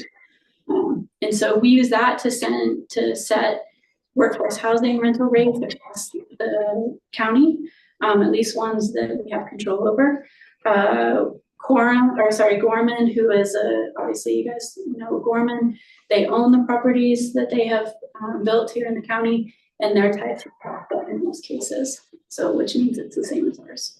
So that's what the AMI rental part is there for. The for sale component is really dictated by the SCHA board. We take that 30% and then we add in another factor of $500 a month or $6,000 a year for property taxes, HOA fees, and insurance. So what you're looking at is we have a bucket of what somebody can spend to be considered affordable at their income, and that money gets paid out to different parts. So some of it gets paid to your HOA and your property taxes, and then some of it gets to your interest. At the end of that, we have what could be the affordable price for that AMI. This portion of the chart is mostly used for pro formas for new properties, and a guide to setting property prices when we're putting them out to market. The board does get to look at this every year and can change those parameters. And that's important to note if you do tie things to the AMI chart, that this has a different level of volatility because it's the whole county that's deciding what those parameters are every year. I will say the interest rate is pretty set in stone. We do the greater of either the rolling 10-year plus 1.5% to cover any anomalies in interest rates through the year, or the Freddie Mac 30-year mortgage rate on January 31st. Whichever of those is higher. The last couple of years, that Freddie Mac rate has been the higher of those because we have several years of low interest rates in that 10-year rolling. So can I just ask you a question? Yeah. So the 50% is the HUD. Mm-hmm. 30% is of the first person, 46, 30%, that comes down to 698. Okay. Yeah, so that's the 30%. Are any of our rentals at that rate? No. Well, sorry, yes, if they're LIHTC is a range. It starts at 30 and goes up to about 80. And there's a range in there. So yes, there are some. So our grant and that includes utilities actually. 80%? 80%. 80%. Yeah, so 80% is going to be a much different number. So that studio is going to be 1,862. So Big difference. At Yeah. 8%. That's what I'm looking at, I mean, I know what ours was running for, and I'm just like, oh, that's, Yeah, it's one thing to look at the 30%, but how many 30% units do we even have in And this they go town? really fast. Will we have in this town? now our light Not tech many, down so here it's is kind of Light Tech project will be a range of 30 to 80. 30 to 80. And income goes with that, with very Yeah. little movement. So someone has to, 30% AMI and a single person household is making $27,930. That's where they have to be, they have to be under that to qualify. So all those numbers tie back to income. Mhm. And income has changed a lot, but when you look at the difference between 30% and 180, whatever, it's pretty big. kind of want to see the other pages of higher percentages goes. They're in your packet. Yeah. They are? So Okay. it's in the packet, and then it was also an attachment, on the agenda. You know, and that's the thing, like HUD, you're using HUD, you know, and that's the whole country. Right. And then we're using, I just had that to my thing, well, and then poverty rate, Yep, you know, is still hovering The around poverty rate, 15,000 or 13,000. Well, nobody up here makes 15, 13,000, so we're already, you know, not, we're screwed. You Yeah. know, because nobody is in poverty here, as a country level, you know, none of us. Because to make 13,000 or 15,000 a year, But you're Yeah, living in work by poverty at 30% yeah, here. yeah, absolutely. But You have the there's just same, no you're paying the way same to, per gallon get milk as by. somebody at 180% AMI, so. That's tough. So keeping their housing costs in an affordable place is really important. So yeah, you have a full chart. They're all on the SBHA website too, summithousing.us, back several years, so you can see there's an exponential change in the last 3 years, which is based on, you know, it's basically 2 years behind because of how HUD, you know, they're looking at 2023 census data to do 2025. So we're gonna be in this realm of probably increasing for another year at least. And then we might see some leveling out. 30% in the last 3 years is really hard to maneuver through, especially when you have things tied to it. We're tied to it because we don't have any other element to use, but seeing that drastic increase, because you have a 30% increase in income sounds wonderful, a 30% increase in your rent doesn't. yeah. So, but that's what we're seeing. Do you guys, like, how often, or I don't know, maybe if you don't know this, it's kind of an obscure question, but is there a lot of movement from deed restriction to deed restriction? Are Yes. people moving into bigger units? And how does the AMI affect their ability to do that? It depends, because obviously all the covenants are different. We're seeing a lot of that in the last year. Movement in both directions, more expensive, bigger, less expensive, smaller. Even maybe just more appropriate for your family makeup. Better, more desirable area, all of those things come into play. So we are seeing a lot of people try to move from deed restricted to deed restricted. And it just, having a income restriction and a deed restriction is kind of like the assets, but a little bit different. It does create another level. And my feeling is that it's okay for income to be part of the deed restriction and us have to qualify people based on income. It's really important that there's a decent buffer in there, because I've listened to a lot of your conversations about deed restriction and housing over the last year. And there's a lot of conversation about how do we create equity and how do we get people to feel like they have equity or they're making more, can they buy a different house, all of that. A way to do that is to give them a better buffer so that they can make a higher income but buy a house that fits in their budget. We don't know, we're not looking at their expenses. They could have medical expenses, college loan expenses, childcare. If you throw childcare in there and you build out someone's budget for them, you are way out of the ballgame if you don't have an income buffer. So if they're buying 100% AMI property at 100% AMI income, it not only creates an issue with loans with high interest rates, it creates an issue of spending all of your money on your housing. How much do the project financing mechanisms like LIHTC, like MIHA, that we have available to us? Yeah. As opposed to just straight finance, government local government financing. What flexibility do they provide us to provide those buffers though? In some cases, almost none. Yeah. And that is something that every time a grant is being considered or a loan is being considered, or even a partnership that's gonna rely on this, is making sure that you have that capability to be in that discussion. That's the biggest problem with Vista Verde. You guys have heard all of it. The prices are really high. And when we were in the LifeTech property, both of them, actually, it's actually more of an issue in the workforce element, which is the non-LifeTech property. There's some CHAFA financing in there that dictated zero buffer. And that's in rent, that's not in for sale, but you have the same issues. We have things that are more expensive in Summit County, that's a proven fact. So when we say 30% of your income is spent on your housing needs, it really is actually kind of more because everything else is more. You're paying more for your food, paying more for your insurance. So that's the issue with Vista Verde. There was a CHAPA element to the financing that said there was a zero buffer. At the 80% AMI, 120% AMI is not CHAPA funded, so it's only the 80% that's an issue. But it's a really good question and something you really have to be in discussions with your partner to make sure you understand what their financing is going to be or what your financing is tied to. And it's a hard thing too, because we're all scrambling to Correct. put as many dollars into the pro forma as possible from whatever source. Right?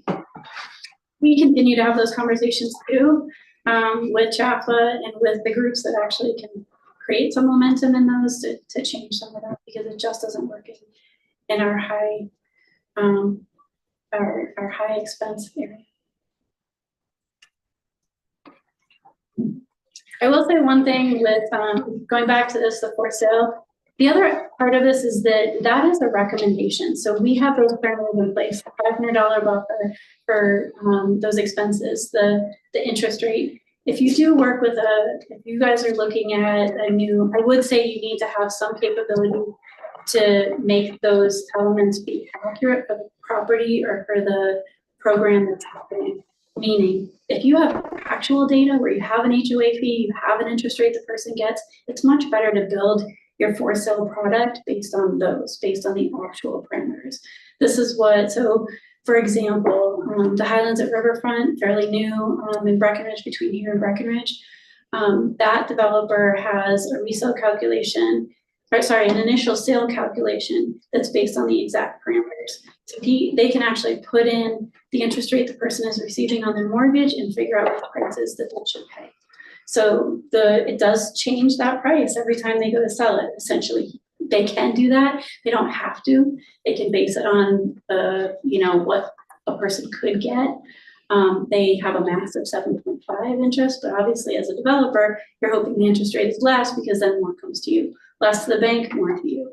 So that is something to be knowledgeable of, to make sure that you can look at development agreements or however you maneuver through new public-private partnerships that involve a workforce element, that you can actually modify the initial sales to take into account the actual factors. So I put this slide in here, mobility and ownership. This comes up all the time. Why people can't move from deed restricted to market rate. They used to be able to. There is definitely an element of that back before 2020, definitely, but I would say probably 5 to 10 years prior to now, we did see that. Some people did move from deed restricted to market rate. But considering April, you guys know all these numbers, I am sure, but April of 2025, the average single family home price was 2.5 million. That's what that house is on the market for, the top one. And multifamily now has gone over $1 million, so 1.2 million in Summit County. So we don't see this as much. There has to be a pretty drastic change in someone's economic status to go from a deed restricted property now to a market rate property. They won the lottery, they inherited a bunch of money, they had a massive promotion. Those are the things that are seeing people, or they know someone, they maybe got a family.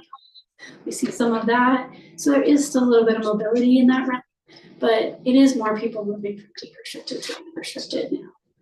I think we do get a little bit stuck in what happens in Summit County. If we look outside of Summit County and across the country, people a lot of times stay in the first home that they bought, when they bought a house. And unless something changes for them, they're in that house. They can't necessarily buy something bigger or move to a more desirable neighborhood. It has nothing to do with deed restriction. That is just the economic status of that family.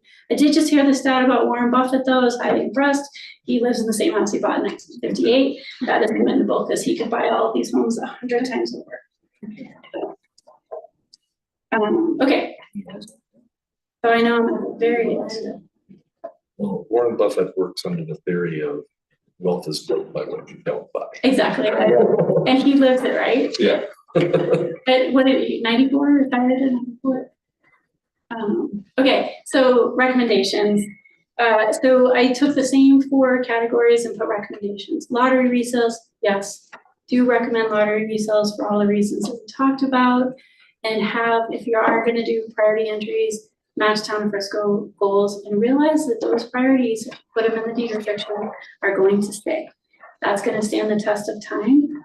And so you really wanna make sure they're what you feel is really important for a property in Frisco.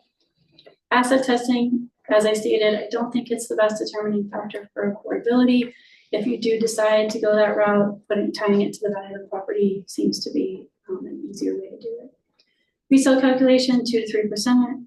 Annual appreciation, not compounded, not tied to the AMI chart. In capital improvements, 10% of the initial purchase price every 10 years with the depreciation schedule. These are the things that we are seeing work really well. And then the other side are just other things. I do recommend if you're running lottery sales to do a 2% commission cap to be added to your max resale. People can pay a realtor any amount of money that they want to. We're not restricting that. But the amount that can be added to the maximum resale is what is restricted. Lottery sales, you change the dynamic of the needs of a real estate agent. So highly recommended, always recommend someone use a real estate agent on both sides of that transaction, but we are giving the buyer to that seller, and it just changes how that works. 2% seems to be pretty common across the board. Income buffer, I already talked about that, always recommend it. I don't think the current 2019 Town of Frisco covenant has an income buffer. And that will create problems for you in the future. I am actually shocked that no one has come to the Town of Frisco to say they can't get financing because of the high interest rates. That's happening again in Breckenridge with properties that have a very small. So that's something you really take into consideration if you keep income restrictions in your covenants. I already talked about that one, allow covenants to change the property budget goals. References to the AMI chart is really income, setting rental rates, and then for sale pro forma projects. Right to inspect, we talked about that. And then remove SCHA as a realtor. SCHA is no longer being a realtor, and your current covenant reflects that, so that should need to be removed. One thing that's in your staff report that is not in here is adding a deed of trust. I've never talked to Thad about this, so I am fully stepping, but every other jurisdiction adds a deed of trust to every property, and it changes obviously with each resale. The reason that is so important is the way it works through title. So the deed of trust is a requirement in title, whereas the covenant is just part of the exceptions, the list of exceptions. It could be overlooked. The deed of trust cannot. The town has to release that deed of trust at that sale and has to do it in one. A lot of jurisdictions actually do a promissory note tied to that. Obviously, this is a non-monetary lien and a non-monetary promissory note, but the promissory note guarantees it's the piece of paper you could use if someone tried to sell for higher than what the max resale is. And so it guarantees you have something in place to say that they can't do that. Those are 2 things I would recommend that you guys look at to add to your. Thank you. I know. It came up in our task force, our housing staff task force, and none of us really knew that didn't have that. No, we don't, but if you're not getting notice on sale, the foreclosure, well, first of all, most of our covenants don't require, right? Because they sell it on their own.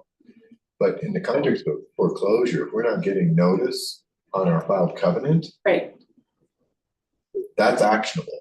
Yep. Right, against the bank. The bank can't do that legally. Yeah. All right, we'll leave it at that. Yeah. I mean, I get that happens, but there is a legal remedy for Yeah, Don't get that And notice. if somebody is working with local title, we don't see as much of an issue. We do have people that work with title companies outside of here, and sometimes the covenants are missed. If that happens, then it's a big problem. So that's why the deed of trust, I feel like, is a secure, an element of security. Especially since you're unraveling a transaction at that point. Right. Which gets scary. Right. Yeah, you have to go back and forth with it. I mean, it's gonna be hairy no matter what, but my question is, have you ever actually known one of those deeds of trust to be enforced as a deed of trust, as a non-monetary deed of trust? It comes up a lot in the refinancing. In my time at the town of Breckenridge, we did have sales that went through outside of the whole entire process. And so having that promissory note, It will get their attention and they'll want it released. exactly, But the point is, if it doesn't, then they don't. Yeah.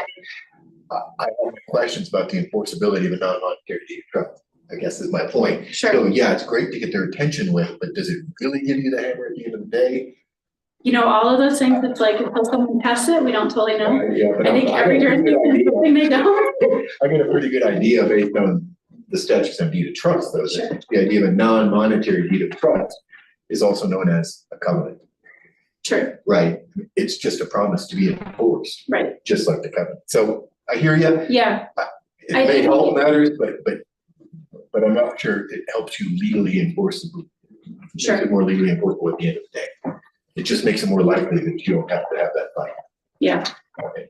It does add a nice element to the resale process, because you get that list of everything, and you have to release it. Obviously, I mean, Right. you could try not to, but I'm pretty sure that one is gonna want you to release it. So, that was a lot of what I did. It's kind of. Are you seeing people failing to follow Frisco's process on the notice of notice acknowledgement filing? The notice of intent to sell?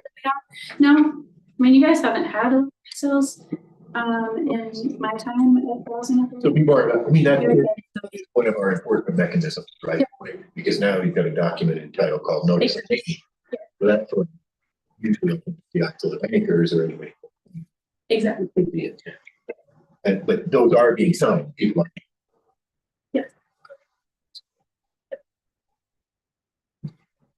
That is the end of my presentation. What community has the most resale or selling of deed restricted? Is there? Town of Breckenridge. That's that chart that you saw, that they were super high on the resales. They are the most. Is They have the that, most deed restriction. it's because of the number of deed restricted. units. Yeah, they have close to Okay, in comparison. properties, for sale properties. That doesn't include rentals, so. And Frisco's was staying. Yeah, I think there were like 10, 11 resales in that in 2024. That's where that it was pretty even with lottery versus one-off resales. So there's just not a ton of movement in Frisco. Do you see, for the lower AMI levels, are there, less applications in for that? Are you having a hard time filling those units? Like as you had, I don't know which one it was, where, it was Nelly's neighborhood where you had 390 and some odd applications and 19 to fill out. Do you see that for a 30% unit, or do you see? I can't think of a 30% unit for sale in Plymouth County. Okay. So we're not in that realm, because that 30% for sale, 2-bedroom is gonna be $66,000. I mean, we haven't seen that in Right. forever. Yeah, it doesn't exist. So we're more on the opposite side, where we're seeing things too expensive. The closest thing that we've seen recently is Over Mountain. Over Mountain, so 272, was in the low twos, so you're talking like, to like 65% AMI, 70% AMI. And then how many applications do you end up getting for that? The most recent offer is a really hard one to look at, because it has an old deed restriction. They didn't sign into the new deed restriction. So the person that won had the longest tenure in Summit County. It wasn't actually a lottery. So I forget. 22 years and 7 months. No, Can't remember if that meant the that applied. Oh. I think it was in the 20+ range. So different than our normal degrees. But the other person that won was over 22 years. in the county. And you don't see that as weighty? Weighty and what would You know, for the longer standing, local here? Like, do you see that as unfair, or do you see that as? No, I actually, honestly, I think the Dillon Valley Vistas covenant matches a lot of what you've talked about, where anyone in Summit County can apply for that lottery. But prior to last year, they weren't selling through lottery. They were just, you could pick somebody, but if they go to lottery, they have full potential of 4 entries. Working in Summit County gets you 1. Working in the Snake River or lower Blue Basin. And then 2 entries if you've lived or worked in the community for 10 years. Can't remember, it's not live or work. Can't remember. I think it's work in the community for 10+ years, then you get 4 entries. So, and that's work anywhere in the county, that's not tied to a basin. So there's a general element to address workforce in the whole community. There's an element of a basin level, and then there's an element of tenure in the community. That one is the closest to what I've talked about. And who set those priorities? County. The count, so that was the commissioners that did that? Yeah, that's it. Yeah. Yeah.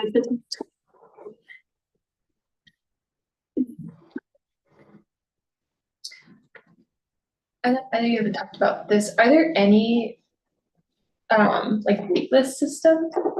And do you have any data on that in other communities? Summit County doesn't have a wait list for sale. There is a wait list for every workforce rental property that any of the towns are involved in. So there's wait list for rentals, but not for sale. I think I more would look at that as the ones that can choose a buyer. It's sort of an unwritten wait list. There are other communities outside of Summit County that have wait lists. Aspen is one of them. They have a healthy mix of both. And it's based on covenants. They've been doing it even longer than we have, so they have smolder covenants. Their preferred method now is lottery, but they have an element of getting extra entries for each time you enter a lottery. And they're all over the place, as we are too, with different covenants, so they have to match what the covenant states, but they do have an element of keeping, every time you enter, you get a higher number of entries. It's really difficult to manage. They're on a similar system as we are, but they built their own, so I don't know. They spent, I think, $5 million, and we spent $50,000. And so it's just different, but they probably have more capabilities to vet people through that process so that they can use that. But I don't know much about how their wait list functions or how they got to their wait list. The problem is they just get so high that people lose interest in trying to even be on it. Even our rental wait list, back the last time we talked to Quorum, which was now a couple of years ago, they were 4 years out on their list for rental. They actually stopped adding people to it at that time. I think they've opened it back up. They don't take people off their wait list either, so there's that. So some of those numbers I feel are inflated because somebody didn't stay on the wait list for 3 more months. Yeah, but if your name comes up on the wait list and you're gone, you might come back. well, You'll still get called. I guess. Still have to meet that workforce element, so you need to get a job really quick.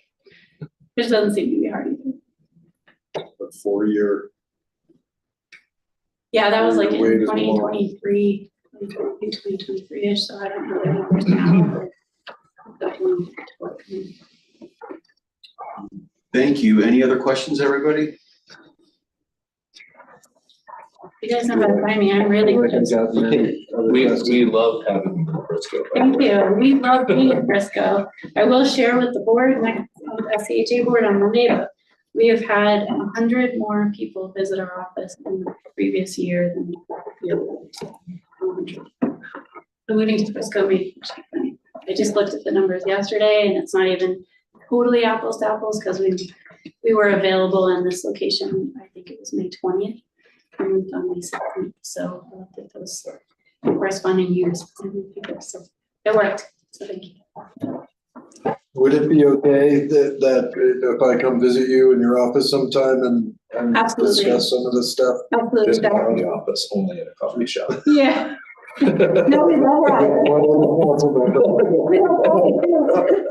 that. Yeah, anytime. Actually, Zach visited us when he first was appointed to the board. So Good. we love having people come and visit us. We are happy to answer your questions, and we're just a resource. We're not the person dictating these things, but obviously being able to share with you all what we see works really well and kind of some things that don't, I think is really important in these conversations. Yeah, and as we're crafting ours coming up here, I have probably a lot more questions than Yeah, I we would love didn't really bring up here. come visit us. We're good to bring up here. Just don't come more than 2 at a time. Is that the Yeah. You can all come, you just might have to public notice that. Thank you all. Thank you. Thanks. Thank you. We're in. We got one more topic on the agenda, and it is our community survey presentation. It'll be a moment, Casey's gonna switch this over, individuals are online. Oh, got it. And to chime in here. Magellan? Yeah. All right, can everyone hear me okay? Yes. Yep, just give us a few minutes here if you can, Ryan, please. Yeah, no worries. Just let me know when I'm good to go. Fantastic, thank you. He's actually doing scans and everything, so I love it. Thank you. Here we go, yeah.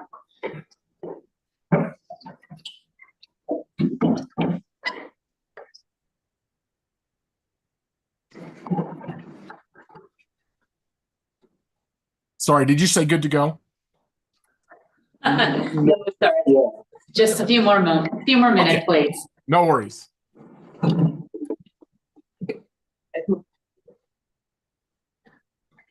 I haven't eaten yet today.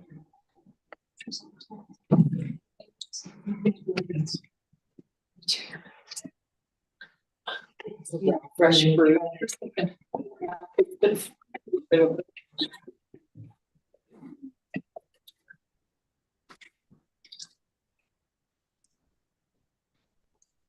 But you're just gonna have to listen to me this. Finally, listen to me. Okay, back.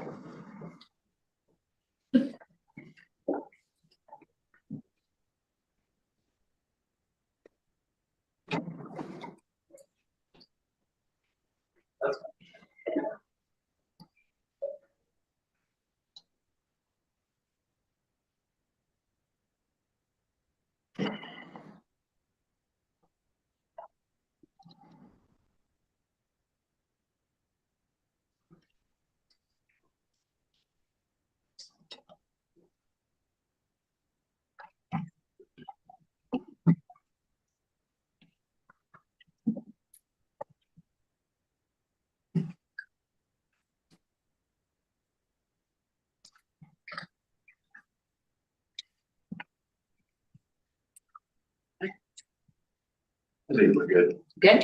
Can we introduce them? Want me to introduce That'd be everyone? great. Absolutely. Yeah. All right. Ryan, I'm gonna do a quick introduction and then I'll turn it over to you. Sound good? Perfect. Fantastic. All right. Thank you, Mr. Mayor and Council, for being here today. I'm just going to give you a little bit of background of why we are here and how we got here. And then I'm going to turn it over to Ryan, and he's really going to be able to explain to you a little bit more about what this process is and the details associated with that. So if you can recall back in January, and I know, Robin, you were not here with us in January, but as part of the council retreat that we did, we talked a lot about the budget. We talked a lot about the capital projects. And through that process, we ended up in early April of passing a 10-year capital plan. That plan is great, and as we all know, within that plan, as well as the unfunded column of the plan, things cost a lot of money. And we're well aware of that. We've been able to do so many things in so many years.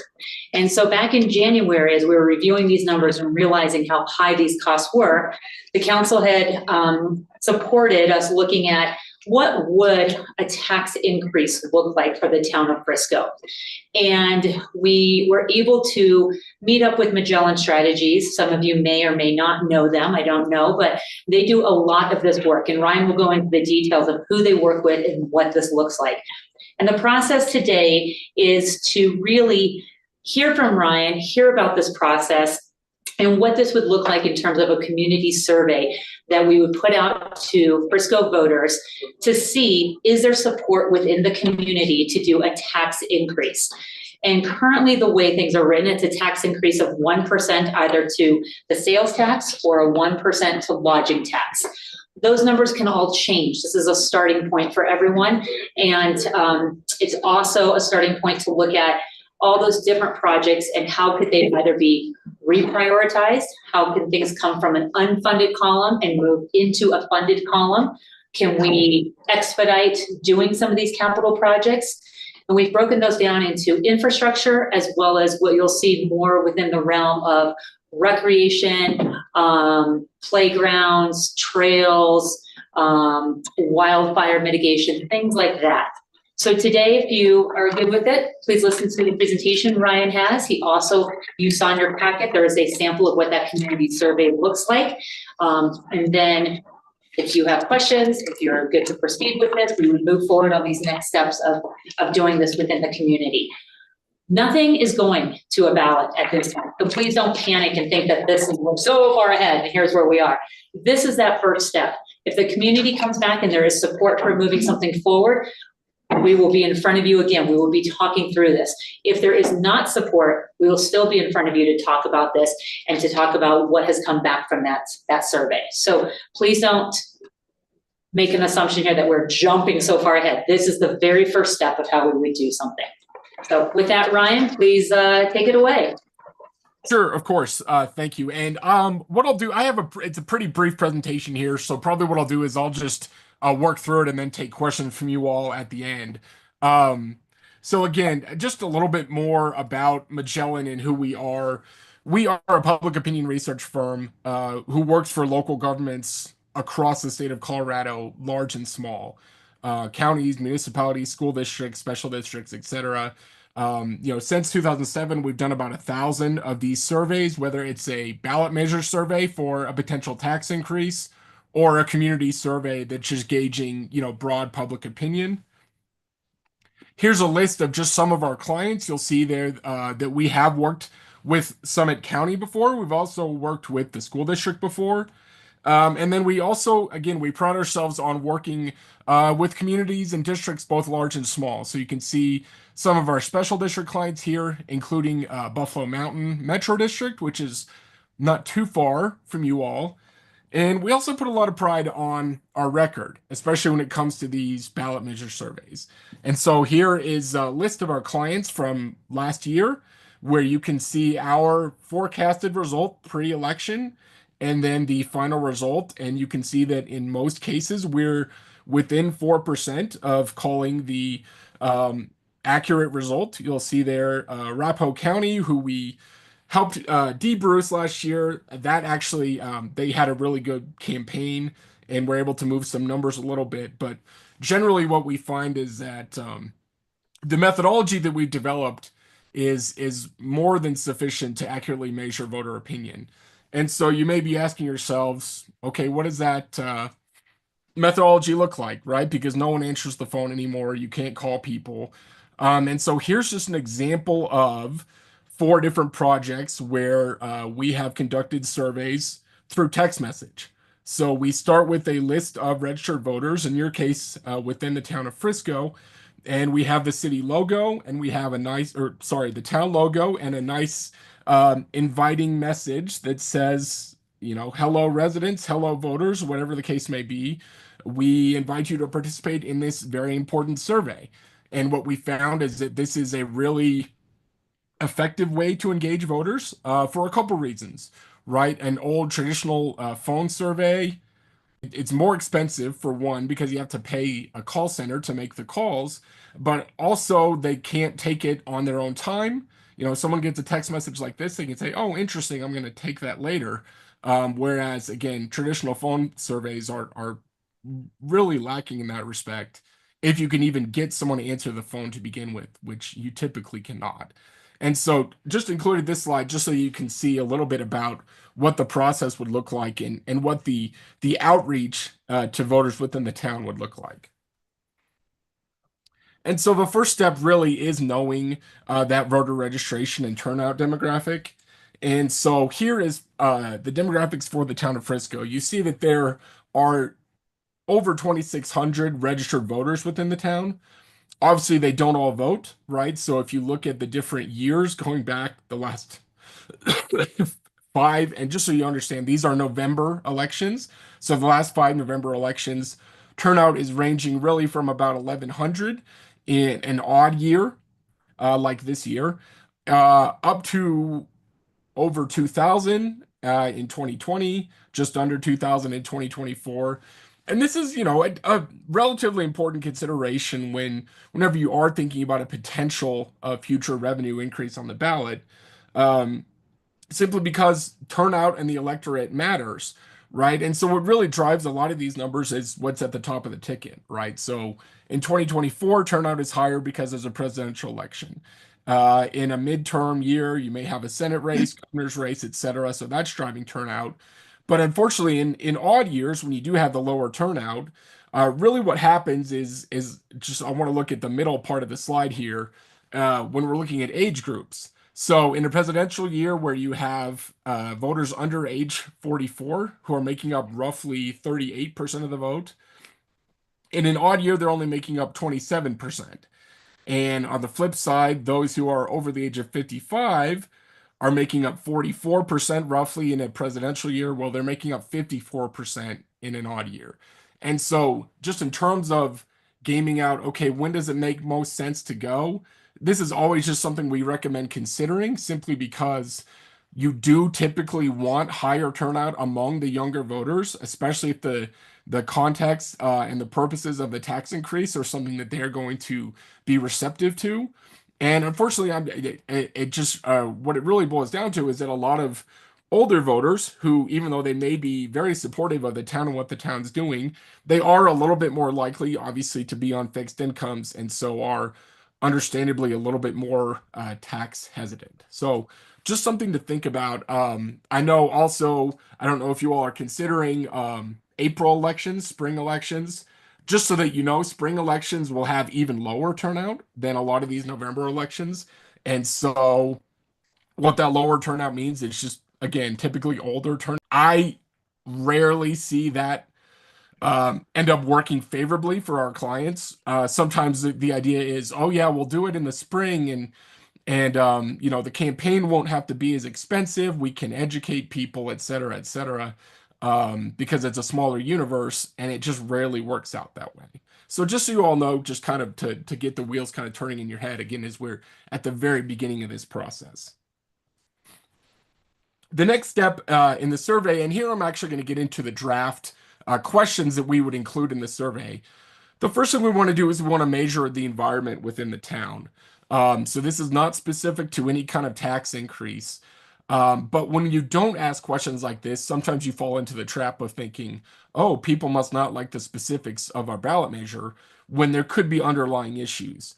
For example, if they don't approve of the job the town's doing, then that's going to affect their likelihood to vote yes on a ballot measure. So we just want to get some benchmark measurements on job approval. Do you agree or disagree that the town is fiscally responsible?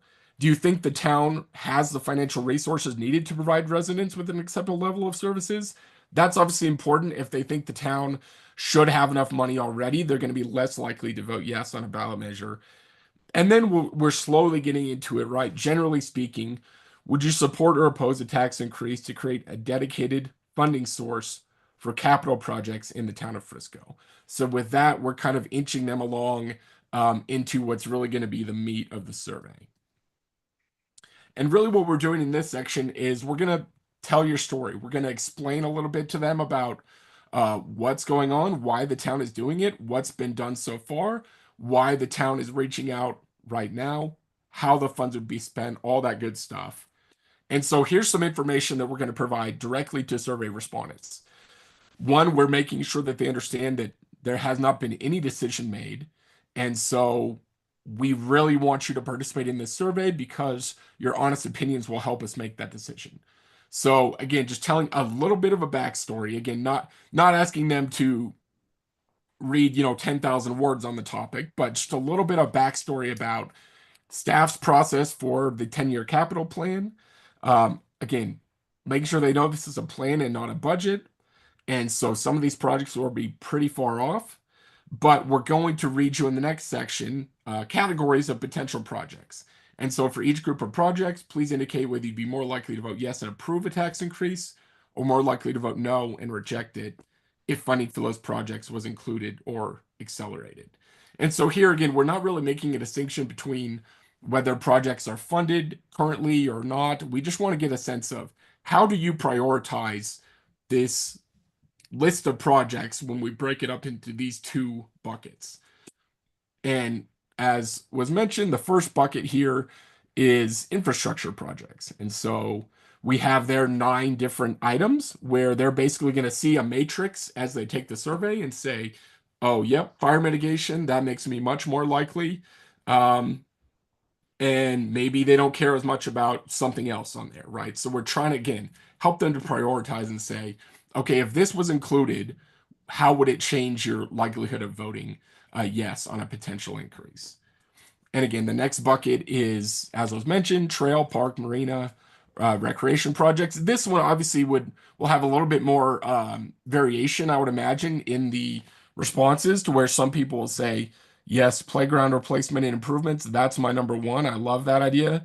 Whereas others that may not have young children, it's less of a priority for them, right? And so this one will really also kind of help to see where do people rank these? How does it shake out when you're trying to prioritize them? And so we have those 2 questions to kind of get it from a list standpoint. We also just want them in general. These would be open-ended verbatim questions. In general, please describe which capital projects listed are most important to you. And then also which capital projects listed are the lowest priority for you. And basically what we'll do is we'll take all of the data that we receive from these open-ended questions and we'll summarize it and we'll create themes and say, yeah, in the list, it looked like a couple things were important, but there's a lot of intensity around these being the most important, and we'll get that data from these 2 questions. And we're just walking them through the survey. Thank you for your valuable feedback on these projects. As a next step, projects included on this list could be funded or accelerated by a voter-approved tax increase. And that may be a sales tax or a lodging tax. And so the next step in the survey is we're actually going to test specific ballot language. And sometimes folks will say, well, can't we just paraphrase it, right? And we used to do that more often than we do now. What we found is that it really does help the survey to be much more accurate when you include the ballot language in all its ugliness that they're going to see ultimately if something ends up on the ballot. So you have shall town of Frisco debt be increased, etc. I should point out that these are absolutely placeholders and are subject to change, possibly significantly. But again, just the general point is that we want to test the ballot language as close as possible to what's ultimately going to end up on the ballot, knowing that that's not always going to be necessarily possible. So here's for a sales tax, and then what will end up being very similar language, even with the same bullet points. And we always recommend having bullet points. That's something that kind of catches voters' attention amidst all the legalese that's there due to Tabor. But this one would be a 1% lodging tax increase. Obviously, that's not going to raise as much revenue, and that's something that they'll notice as they're going through the survey, but we want to test each of these individually. And then we just finish it out with a final open-ended question. Are there any final thoughts you'd like to share with the town about these projects or a potential tax increase to fund them? And this will get anything from How dare you ask us right now? It's not time to raise taxes. Or why don't you add this on the list? This is something I'd really like to see. And, everything in between. So, and then we'll follow that up with demographic questions, things like gender, age, race, or ethnicity. Party affiliation is important. We need to make sure that the respondents accurately reflect the community as a whole. Things like 4-year college degree, rent or own their home. Tenure in Frisco is always an interesting one, and then income as well. And so with that, I'll take any questions you have, and I can jump back to a slide if you need me to refer to it. Is 1%, is that what, who's coming up with the 1% on the sales tax? Yeah, so that was just the info that was provided to us by staff. Again, I as she mentioned before, I don't think that is it at all set in stone, and it very well could change if even before the survey goes out if there's a desire to. So this is really just a placeholder. Just looking at the difference, from 400 to 3 million. It's a big difference. Yeah, it's a big difference, and maybe getting it closer. That's not, one's way up here, and one's way down here. That if it's 0.5%, it's 1.5 million, or 1.75 million, and then the lodging tax 410. We don't get as much done, but maybe it will get approved better. 0.5%. That's something we talk about. There's the component of it. You can't do anything with what you're gonna get out of it. Yeah, that's what What are we doing? Yeah. Right, and that's something that we do run into with clients sometimes, where they're trying to come up with a number that would be palatable to voters, and then ultimately they can't really do anything, and so it just like they end up having to go back in a relatively short time frame, and you never want to do that, right? You want to come up with a number that gets you in a pretty solid place to begin with. So if there's something they look at, like that 1% for us who live here, sales tax, how much that increases our cost of living here. Yeah, because that's what they're going to be looking at. That's clearly the difference between a general sales tax and a lodging tax. Lodging tax is a visitor, a true visitor tax, mostly, probably 95%. Whereas your sales tax is more regressive. It's going to hit people that live here and shop here. And that's the nuance that's hard to describe in this. Maybe he can respond to that. Sure. As you're talking there, of that, it's like, what is, if you put that percentage on there, you go 1% is going to cost you as a family here $1,200 more a year, or $1,000, whatever. Yeah, you don't want to put that out. Yeah, you want to be in the blind.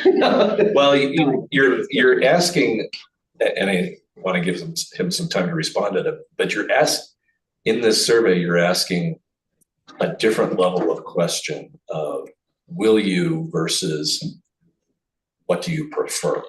Yeah. And just having the ballot language, the potential ballot language for a lodging tax versus a sales tax, no matter what percentage you put on there, I'm not sure people will understand the distinction. Sure. Yeah, and so that's a good point. And we definitely could add a little bit more context in this area. For instance, potential tax increases may include a sales tax or a lodging tax, and maybe add a sentence or two there just to again prepare them for, okay, here's what's coming at you. We're going to give you sales tax, ballot language, and then lodging tax.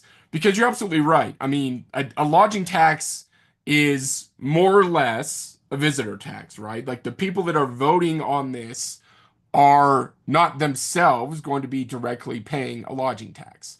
Whereas a sales tax increase is something that, so we do have clients sometimes say like, oh, do we need to come up with like an average of what those cost people? Generally, I don't like that. Like it's hard to say an average. Like people spend different amounts. Like sure, you can come up with an average. But in general, I think people understand what a 1% sales tax means. That's the nice thing about a sales tax. And you know, it's really beneficial, I think, that we're not even discussing property tax. Like we've seen that in a lot of communities actually, in the last 18 months or so, is that there's an appreciation for voters when they don't even hear the words property tax. They in a lot of instances, they just want local governments to be considering other sources of revenue because property taxes are viewed as incredibly high. And I'm sure that would hold true in Frisco for a lot of voters as well. And so, yeah, I do think you're right. We could set the table for them a little bit more just so that they understand, okay, the sales tax will raise this, which means we could get more done in terms of what these projects would be, compared to a lodging tax. Again, just like flagging it, like just want to make sure you see the difference between a 3.4 and a 410,000. Because yeah, maybe that will impact how they view these things. But I do think it's helpful that really what we're doing here is we're not only asking them, hey, do you want these projects? Because a lot of people will say like, oh yeah, that all sounds great. But then here we're going, okay, so do you want to pay for it? And that's sometimes where the rubber hits the road. So It seems to me it seems like an easier question to say like, 1% sales tax, which our sales tax is already pretty high at this point. Oh, no, it's, well, At the lowest in the county. 8.4%, it's the lowest. Yeah, like, and of course, you're quoting the stack of sales tax. Yeah. Our sales tax, the Frisco sales tax is The same as Silverthorne. the same as Silverthorne. Correct. And then Right. Breckenridge and Dillon are 0.5% above, which I think there was some caution, Ryan. I remember one of the conversations we had about comparing ourselves to our neighbors, and I can't remember what the advice was on that, if you can remember that as well. yeah, you know, it can go both ways. It depends on where you're at on that spectrum compared to your neighbors.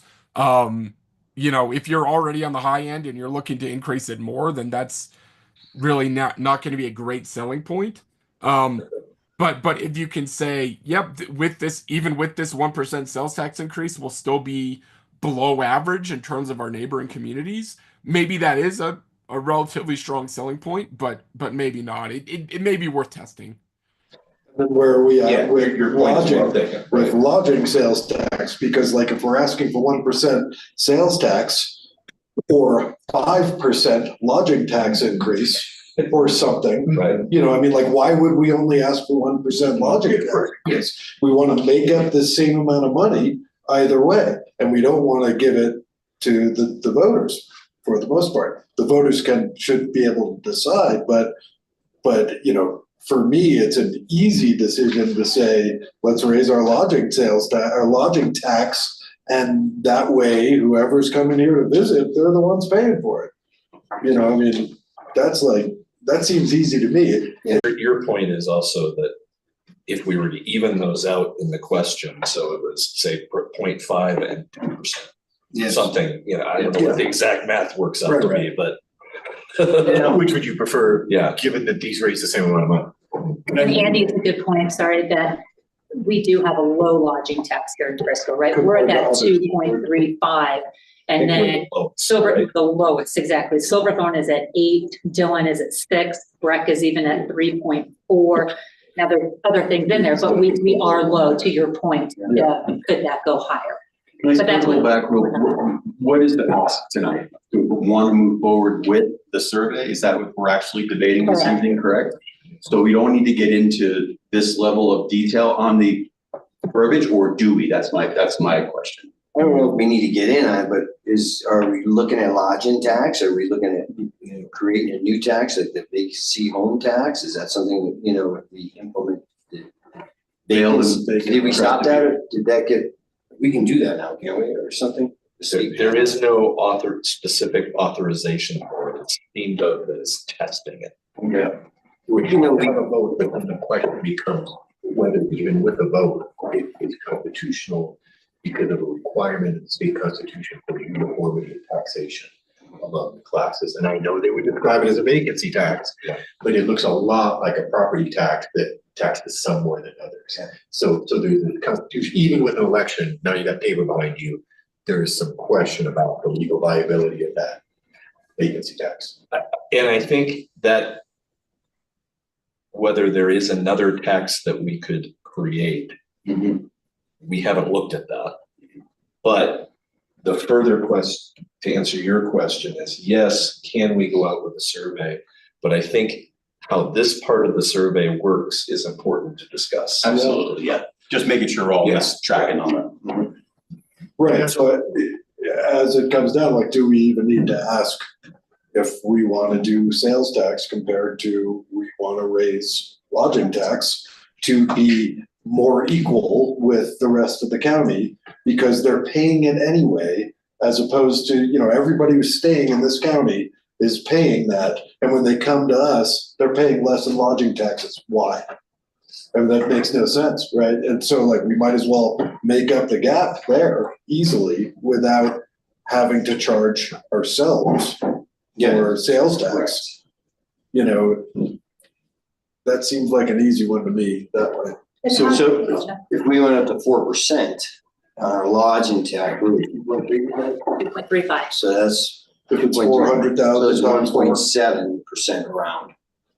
And we were 1% was doing 4, so that'd be like 800,000 or something, Still not as much as the 0.5% sales. But if we're many percentage points below everybody else, then why should we be below everybody else that way? Is it something we just want to do one tax though, is it something that could, the vacancy tax could be something in of the sales tax, or we want to just keep it simple, of this or this, that's what I'm wondering, I don't know. Or whatever else, gas tax or marijuana tax or, Yeah, or whatever. I mean, like, but I think we're trying to hit the biggest that are hitting the most. Like right, the marijuana tax would not. obviously, we have two outlets, which is, it's not creating that much necessarily. I always look at it like sin tax, they tax the liquor company, tax, but what would that bring in at 1% more? It's probably not. Yeah, but when you only have really one opportunity to ask to raise taxes, then, you gotta try to get the most you can get out of it. Will sales tax increase affect, or even the idea, like for retail, shopping and restaurants and all of that, like with like new economic situation in our country with tariffs and whatnot? I know of one store who orders from different countries and they just got a bill for 30% of their order. So I guess, because they're already raising their prices to accommodate that. I just don't know if sales tax, even though it's little, does that, I just don't know. I don't know. I'm just throwing that out there. I see more people voting no on a sales tax, and locally, more people voting yes for a lodging tax. That seems like an easy distinction for me, but then when you look at, say, the school district who came out with what they wanted to do and they lost it, part of that is also just at the sales job that they did. There was a lot there. There was a lot there, and then there was a lot that people didn't necessarily agree with. And it was at a time that property assessments just went up or were about to go through the way up. roof. But Elizabeth's absolutely right in that tariffs and everything else right at this point. Everybody's expenses are, now going up almost 30% depending on, right? And one thing that you'll hear on a lodging tax is you'll hear from hotel proprietors that will very much say so. the something to the effect of the volatility of travel due to what's going on in the country. This is the wrong time. Of course, because it's never the right time for them, but it's also the same thing with, Airbnbs.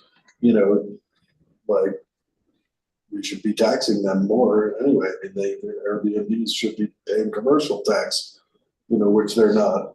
Hotels have the short end of the stick there on that, but that, all of that does affect one hotel owner or whoever. It doesn't affect the local going down Main Street and buying something where it's already gonna cost more because of tariffs. That would probably be a no vote. See, there you go, On a sales tax. on the sales tax. Because you get, everything's. I'd probably, Yeah, I mean, not being part of the government and whatnot, and if just as a voter, I would probably be a no vote on that too. I mean, On sales knowing tax. where it would go and, being in the position I'm in, I'd probably vote yes for it. I voted yes for like the school, for the tax increase for the school, because the schools always need more money. I feel like the view of the people for the town for a money grab is very prevalent. The people who are not involved and the people who don't understand what goes on here on a regular basis automatically all think, oh, the town's just trying to make money, without even looking into why or where it's going or anything else there. Would we list that list of unfunded projects from the capital plan?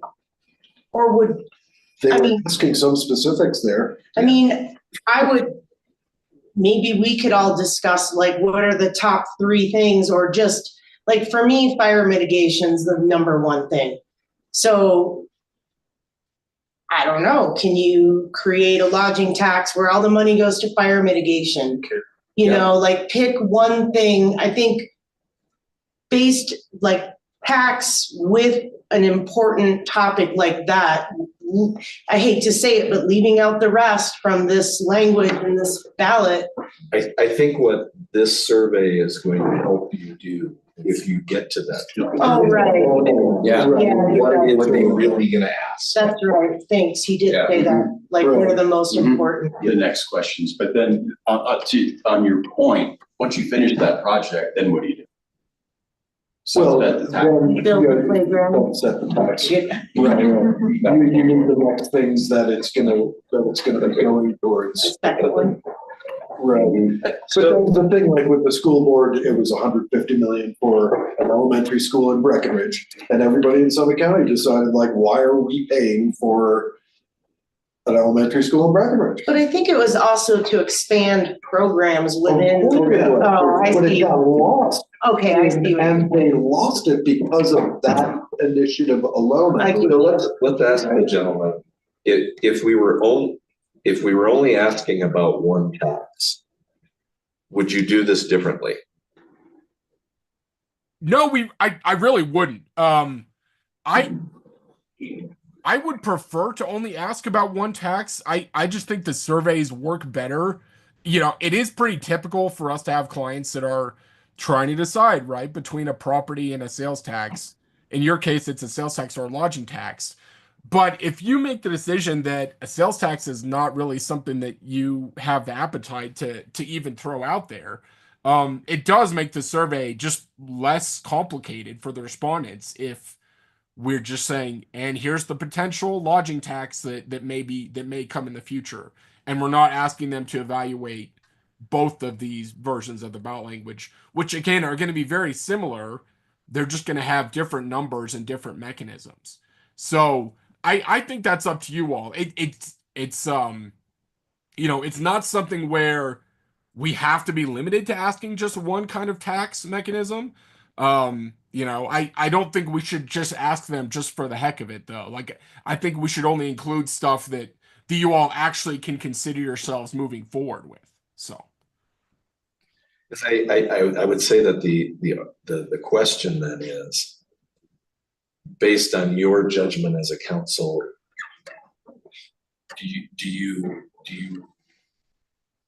genuinely believe that a sales tax would be a loser, or do you know? Well, obviously. And that's a hard thing, right? I tell you. That's why we have these guys. I guess to that point though, right, if it comes back and maybe it's not 1%, maybe it's, to your point, it's a 0.5%, right? So you change those numbers, but if it comes back and there's not support for it, then Then it's an easier it's decision. done, right? So it won't even move forward. Well, would that be something we put on there, 1% or a 0.5%, show the money level that it's gonna produce? And if they want more things done, then maybe, but. Well, yeah, but how, like, you know, sort of to Rick's point of like, well, once mitigation's done for 10 years, you know, then what's next? Well, And or what is it we're trying to raise? You know, I mean, like, we're $60 million short, 60 to $100 million short, you know. 60, I thought, but it's up 27. I'm like, Right. we always think we were 65. So we, you know, what do we need to get out of the tax initiative? You know, I mean, is 1 million enough? Is 3 million what we want? Do we need more? Do we need less? I mean, like, you know, Well, we're not gonna answer that right at this moment, right? But like, But you're right. you know, We're what always would gonna an have average of infrastructure that be? needs. You're always gonna have. yeah, something improvements taken- you wanna we're make. not gonna get 60 billion in taxes, right? And so it's like, we're really. You're balancing that. The appetite. And so that maybe goes with what Elizabeth's talking about as far as like, what if we had a top three? Yeah. And we then decided that we need X, Y, and Z for fire mitigation and or whatever else for the next 10 years per year. But if you, I think with the language they proposed, right, is capital, right? And then all those other things are examples, right? So you can then have the fluidity to work throughout that list or as other priority. Because if we get dollars, the backyard project rises really high to the top of that list. But without the dollars, it sits down there in the middle of the list.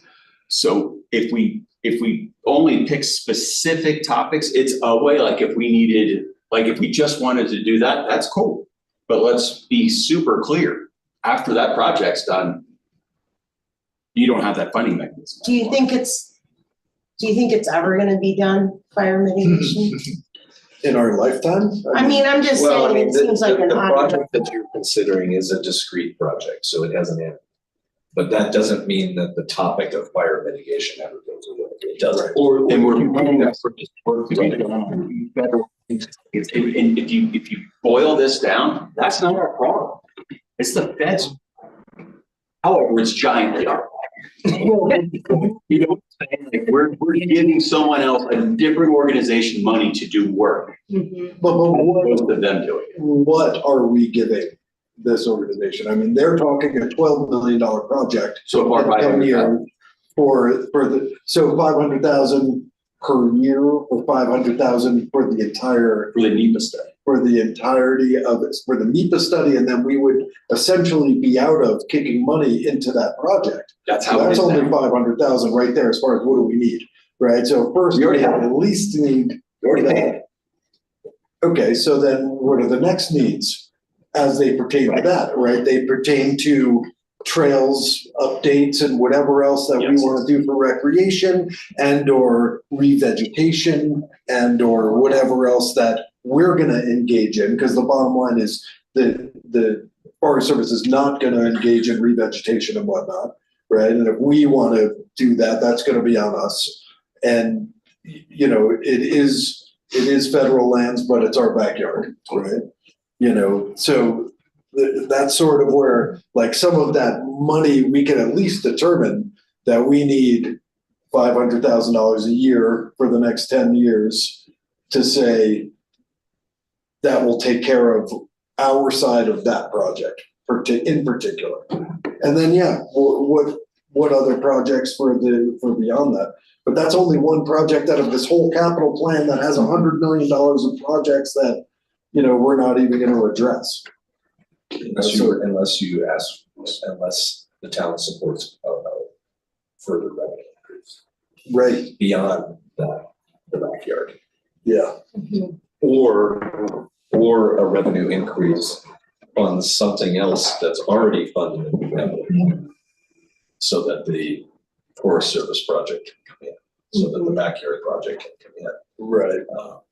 You mean take something off the list and bump? Not off the, well, off the funded list, Right, so that another project can move up. not the basketball. I'm just kidding.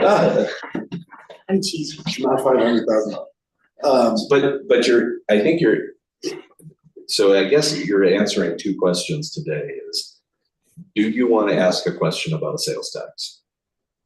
Do you feel that's realistic? And then the second question being, how much do you want to raise? On an annual basis. And then the third question is, do we want a lodging tax? Or do we want either sales tax or lodging tax? Or both? Right, and I think the survey would answer those questions for you. Exactly. Or would give you information to help you craft what you're gonna do. Correct. Okay. I think we wanna ask. Yeah. We wanna ask the voters. I don't think sales tax will go, but that's my own personal belief. You know, that's not, I can't say that that's the case, you know, I mean, people are gonna vote that down. I just think it's a harder ask. voting it down. It's a tougher ask. Right, John, you know, survey, is it? correct. So, I'm just curious because I'm new here. What are some like other creative taxes that could also like serve multiple purposes, like a gas tax, hopefully helping people drive less, and also paying for fire mitigation? Like what other options or ideas are there? We can't add anything to gas tax. Yeah, can we do that? I don't think so. No, I don't think that we can. But yeah, I was just thinking about that. Like, that's a good one, but I think that's. The good question, we stayed away from new taxes, right, just through Let's just the, confirm. it's a bigger question for sure. Yeah. We just went with current taxes and increasing those. Fair. you know, like when marijuana became legal, all of a sudden there was a new tax revenue generated for, you know, the state and or. Well, the state gave you authority to put a revenue tax on that. You know, there's not gonna be enough tax generated out of mushrooms in order to create a new revenue stream, you know, but then, I see what you're. You know, yeah, like where, like, are there new tax revenue that could be generated? Well, one that before that you were talking about. Sweet beverage tax. Yeah, I remember that. And that's one that Boulder has been replaced by basically help. One we can do, How do you track but that? it's something that we're allowed to do, we just haven't done it. I believe so. To The do sweet it. and beverage tax that Okay. Boulder County, it's either Boulder County or City of that has it. I like that idea. You voted. Yeah, sure. You know, and so then what's the potential there as far as how many? You know, like, I have no idea. And then you have to weed through what qualifies as a sweetened beverage.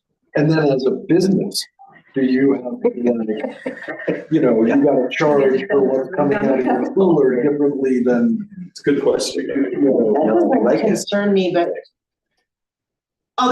other things do. Like what goes into something, like how do we measure, like this is taxed, this isn't, you know, as far as a sweetened beverage, because there's more than one kind.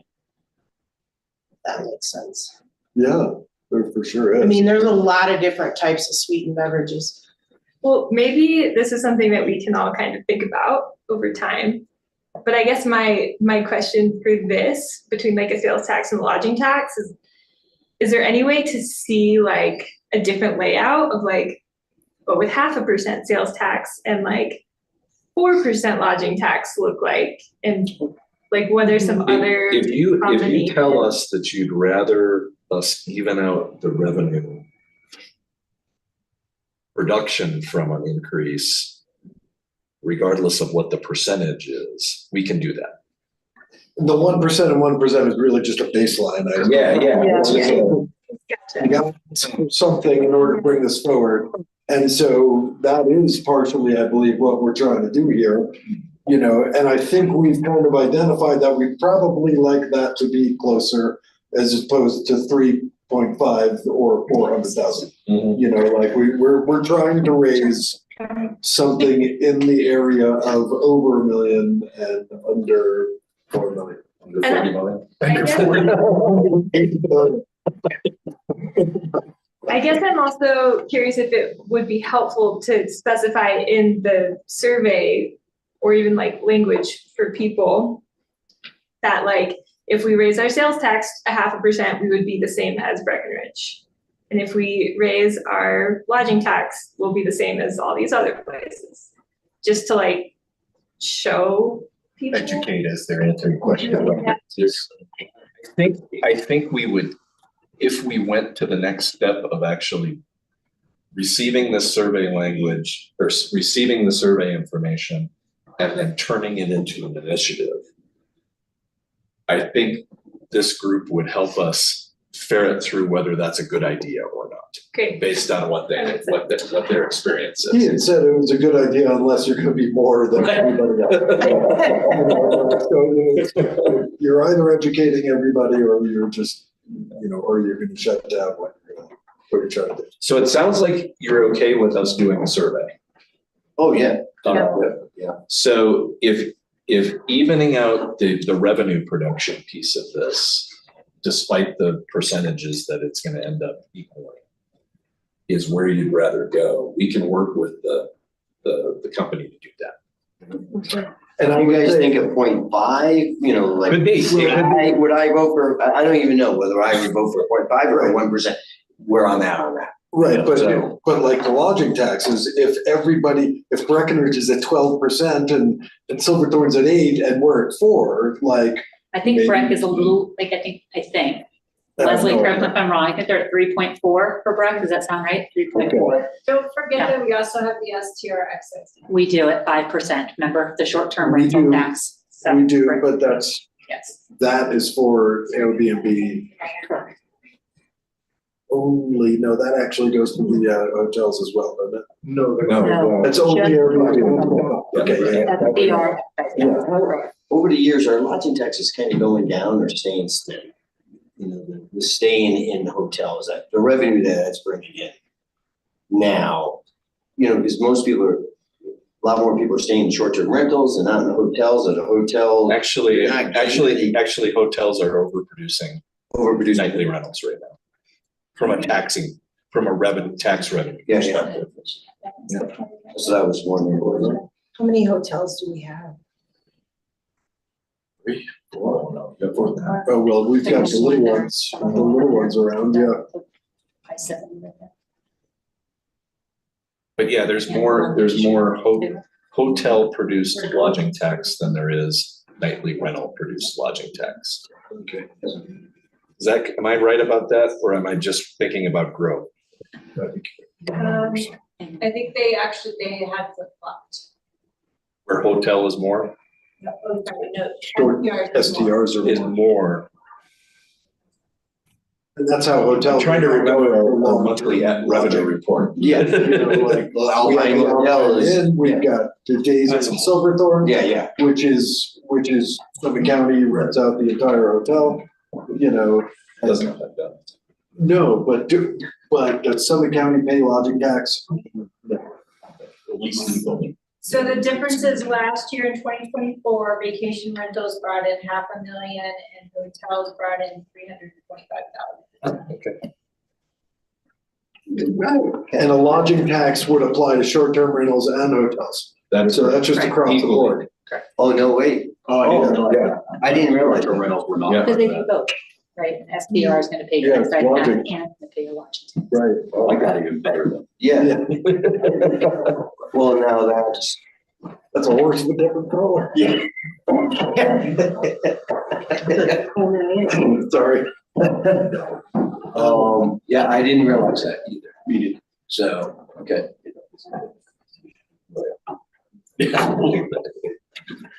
Can you summarize? Okay, to go forward. thanks, you guys. Thank you. Thank you.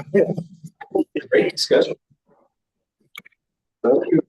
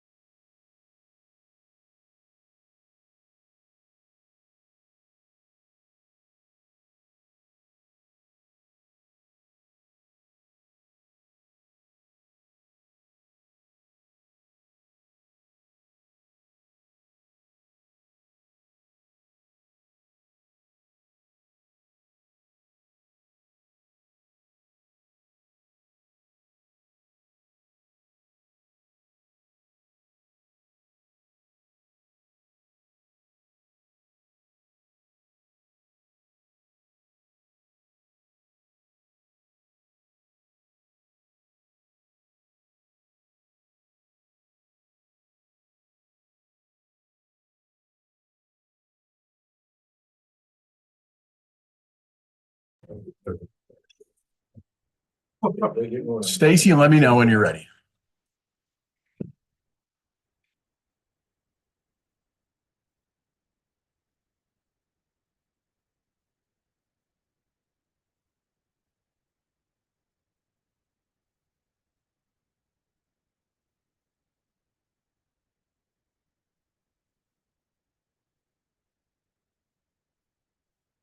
Mr. Mayor, you are on mic and recording.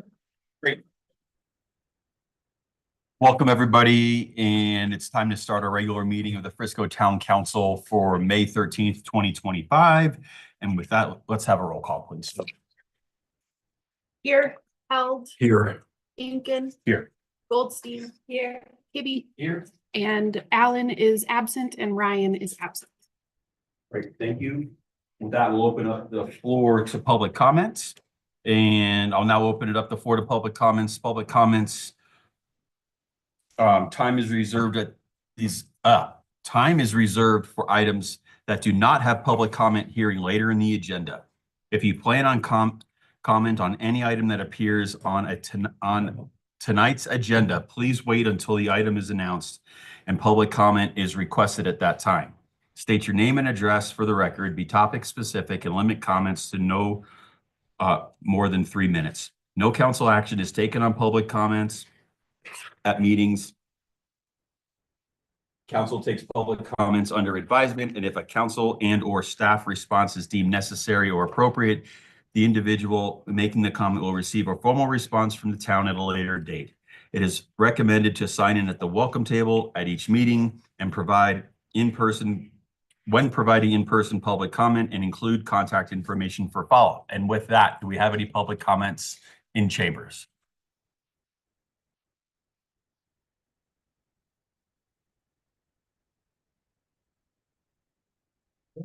My name is Alex Beach, 510 Belford Street now.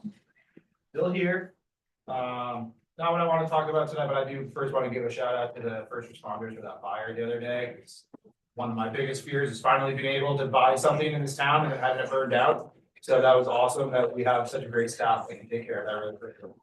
On the topic of buying something up here, I want to touch base on something that was briefly brought up at the work session this afternoon regarding the Ophir Mountain listing.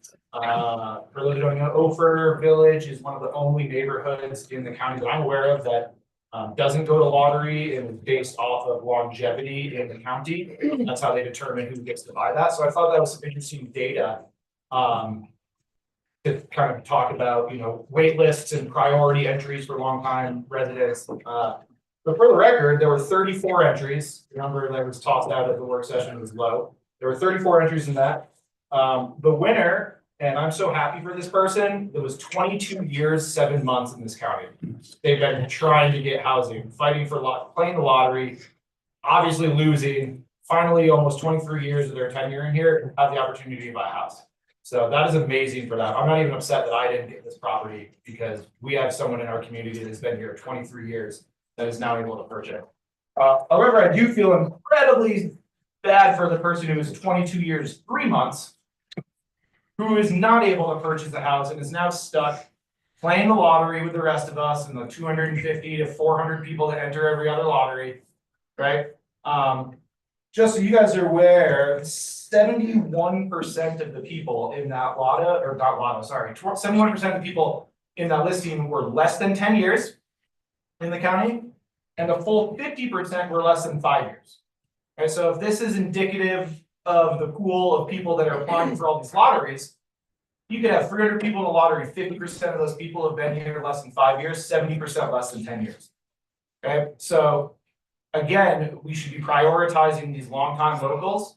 People that have been here 20 years have to fight the lottery with someone that's just been here for 2 years. So whether a wait list or more likely priority entries in the lottery, I think there needs to be way more than just one. It's been nice. I have seen a number of lotteries lately that you get an extra entry for being here for 10 years or whatnot. You know, and Corey mentioned at the work session that like 50% or 75% of the tops people in the lottery had an extra entry, which is great. she didn't say that people won the entry. So, you know, Ricky Bobby is right here when it comes to a zero-sum game like housing. If you ain't first, you're last. So it's nice to have those extra entries, but if you're not winning, still doesn't matter. So based on this data, I think it's really important that as you're considering priority entries, we jack those numbers up. I don't think you're gonna swamp the lottery, because based on this data, only 30% of people have been here 10 or more years. Thank you. Thanks, Alex. Any other public comments in chambers? Any public comment online? No, Mr. Mayor. With that, we'll close public comments and we'll move on to mayor and council comments. Any council comments tonight? Great. I'll just say it's good to see Summit Boulevards all spruced up after our maintenance that happened out there every year. I see a lot of roto milling going on around town and up to and including over at the marina. Speaking of the marina, a new roof, a new deck, a couple of boats and some dock work. There's a lot of stuff going on. And sand. Thank you. Like, how could I forget the sand? And the sand, it's awesome. So thanks everyone from Public Works for helping coordinating with our marina staff and getting some great work done for the communities. Thank you. And I would actually like to reiterate, thank you to the fire department for doing such a good job with the fire in the willows behind Whole Foods. Thanks. Yep. Pass it on to the team. Anyone else? The free gear repair Oh, fair heck yeah. was great. And I think there's a lot of turnout from all over the county, which is really cool. Thanks, yeah. We got some breezers fixed. Thanks AJ for sharpening all the knives and stuff and axes. I've seen some of those axes that came, I'm like, wow. So AJ did a good job over there. Oh, I didn't know they had axe sharpening. Axe sharpening. Next year. I Great. brought all my kitchen knives down and all that. And then I found out it was like only 2 items or something. Yeah. Cool. With that, I'll close mayor and council comments and move on to town manager and any updates. No updates today. Just want to recognize the reference to Talladega Nights. So, Noted. Public comments. That was pretty awesome. Noted. Great. With that, we'll move on to tonight's consent agenda. Any discussion or a motion? Mr. Mayor, I move that we approve the consent agenda. Second. We have a motion to approve tonight's consent agenda. It has been seconded. Please call the question. Gibby, Yes. Goldstein, Yes. Held, Yes. Inkin, Yes. Scripcheck, Adrian, Yes. and Ryan is absent. Alan is absent. Great, thank you. With that, we'll move on to our first item of new business tonight. Tonight's first item is agenda item number 1. This is a liquor license application public hearing for Silver Crown Ventures Incorporated, doing business as Silver Crown. Jason Dorham and Kristen Thompson are the applicants. The business is located at 80 West Main Street, unit number 120. The type of liquor license is being applied for is a tavern license. With that, I'll open up the public hearing and turn it over to Town Clerk Stacy Neal. We may have one procedural thing to go through first. Yes, Mr. Mayor, I may or may not be involved with this building in the future for work, and so I am going to recuse. See you later.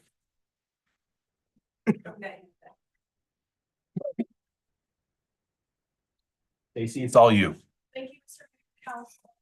So we've had a few of these lately, so I think you all remember how this goes, but just as a review of this application, on March 26th, Jason Dorman and Kristen Thompson, as owners of the business, located within the town limits of Frisco, over on West Main, they submitted application for a tavern liquor license. So just as a reminder of what a tavern liquor license is, it's one of the more common licenses that we have here in Frisco. It's an on-premise license, which means on-premise consumption of alcohol.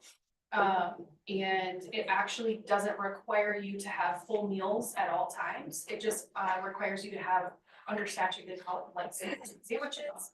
And there's no sales requirement with regard to that 25% gross revenue like you have with a hotel and restaurant license to come from food. So it's a little bit more lenient, if you will. but still very much a common type of license here in Frisco and in Summit County overall. You know, we checked in with all of the appropriate departments. Community development had no concerns about the application.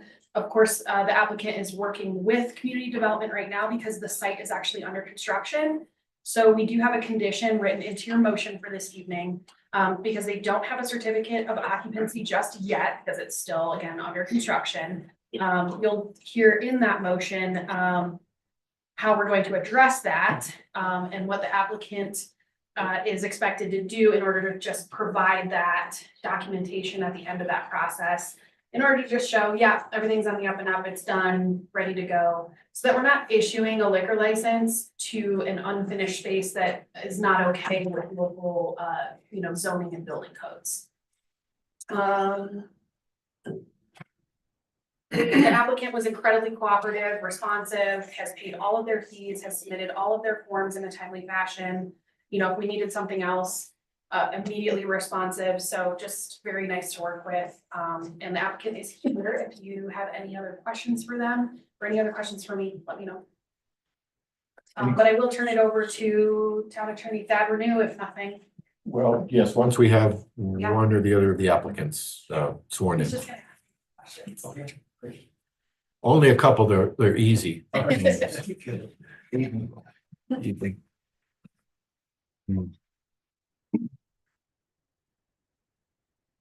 want to give them an introduction or swearing in for testimony? We've never done that before. You're about to provide testimony. Just for purposes of the record, it will become evidence in support of whatever decision the council makes. And accordingly, do you both swear and affirm that you will respond to those questions truthfully, the whole truth and nothing but the truth? Thank you. I don't know who I'm asking this question to. So the first question is simply to tell you that I note in the documents that you provided to the authority for review that you have included a petition or survey concerning the needs and desires of the neighborhood for an additional liquor licensed establishment. And as you may or may not know, the neighborhood, the authority has previously determined that the neighborhood for purposes of this question constitutes the town as a whole. So did one or the other of you distribute that survey or petition for signature? Was in hand every time we were out getting signatures. And so both of you, We were both present. Yes. both present for all of the signatures? Right. Okay, I only need the testimony from one of you. Okay. So to decide who wants to testify, but the essence of the question is whether you can affirm that to the best of your knowledge, every person that signed that petition was either 18 years old or older at the time they signed it, or an owner or manager of of a business located within the town. That's accurate. Okay, thank you. That's all I need. Great, thanks, Dan. Yeah, if you all have any other questions for them, otherwise. Questions, anyone for the applicants? When do you think you might open? Well, construction tells us late June. You know Okay. How that is, probably late July, by the time that all sorts itself out, but we're hopeful for the 4th of July. Cool, congratulations. Thank you. Great. After that, we will open it up to public comment. Do we have any public comment in chambers on this topic? We have any public comment online? With that, I'll close public comment.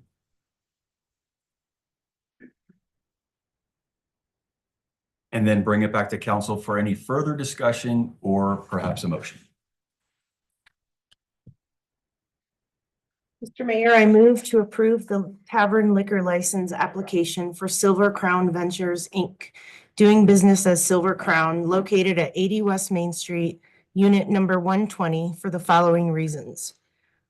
1, the publication of the notice of hearing and the posting of the premises were accomplished according to statutory requirements. 2, the premises is located in a zone district that permits the sale of alcohol beverages. 3, neither this location nor any location within 500 feet of this location has been denied an application for the same class of license within the past 2 years on the grounds that the reasonable requirements of the neighborhood and the desires of the adult inhabitants were satisfied by existing outlets. 4, all applications and fees required by statute have been filed and paid.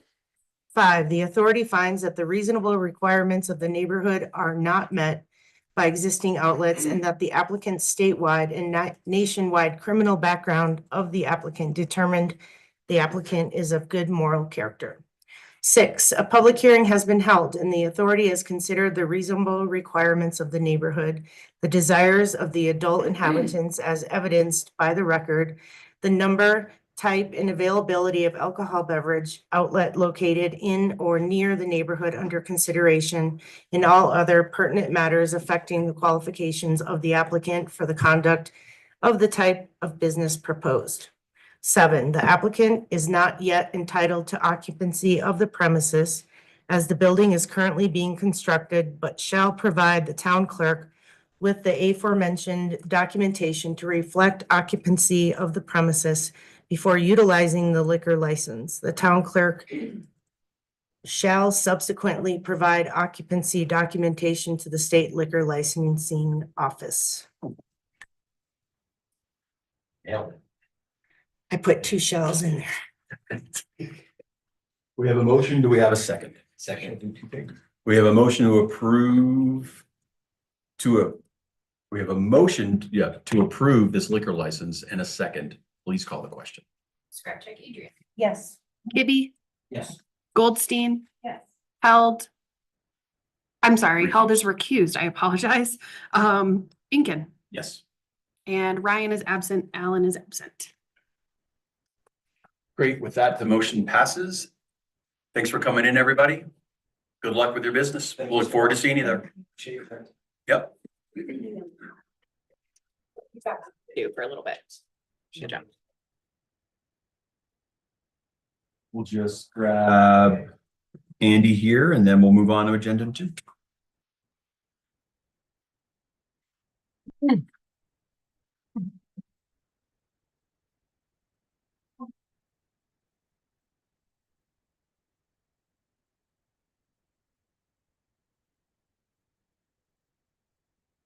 Great. We'll move on to agenda item number 2, which is resolution 25-20, a resolution authorizing the mayor and town clerk to execute a contract with Glassroots Construction LLC for the fiber optic broadband network construction services project in Frisco, Colorado. And with that, we're going to turn it over to the town engineer, Chris McGinnis. There he is. Yeah. Good evening, council. We have a construction contract before you. Broadband infrastructure, but first I want to give an update and kind of a refresher and background on fiber in Frisco. For everyone, in particular, some of our newer members. It's a little while since we last discussed fiber. So this goes back a ways. Starting in 2013, the town first started discussing fiber, installing conduit with town projects, other items for future potential network. Then in 2018, the town of Frisco opted out of Senate Bill 152 with a 90% vote. That was a state bill that would have limited municipalities' ability to implement fiber. In 2019, council revived discussions and began talking about fiber again.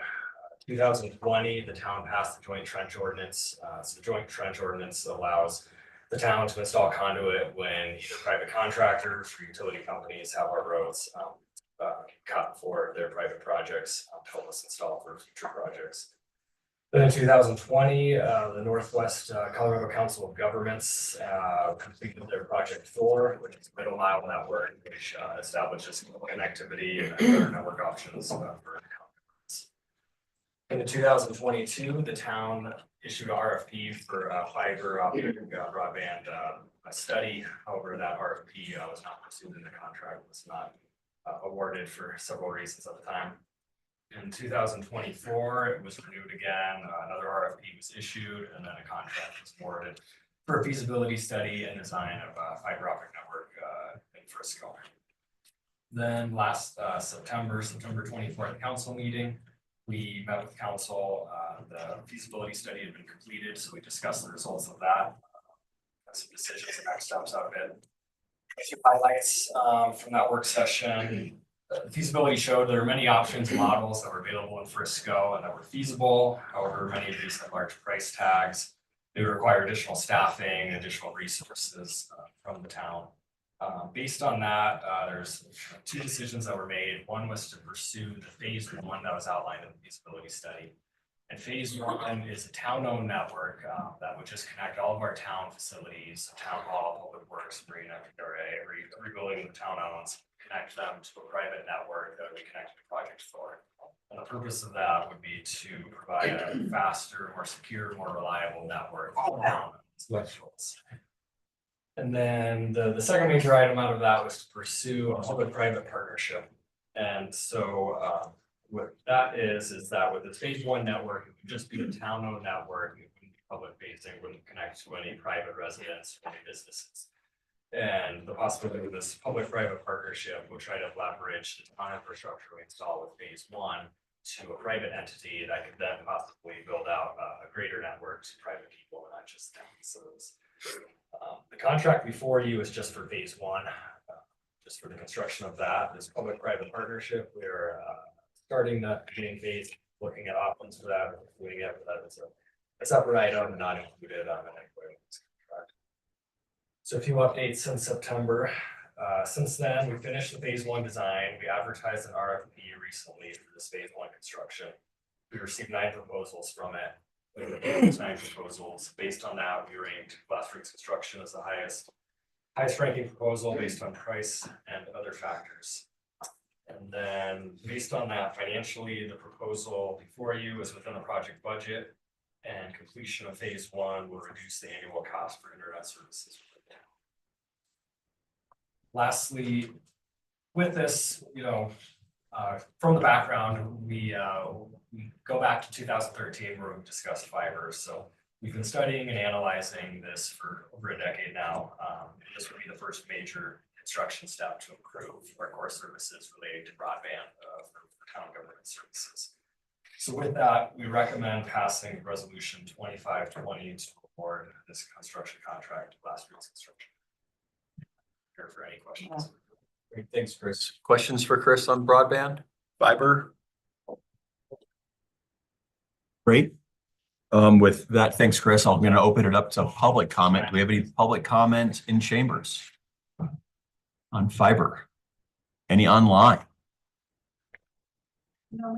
No public comment in chambers or online. I'll close public comment and bring it back to council for any further discussion or a motion.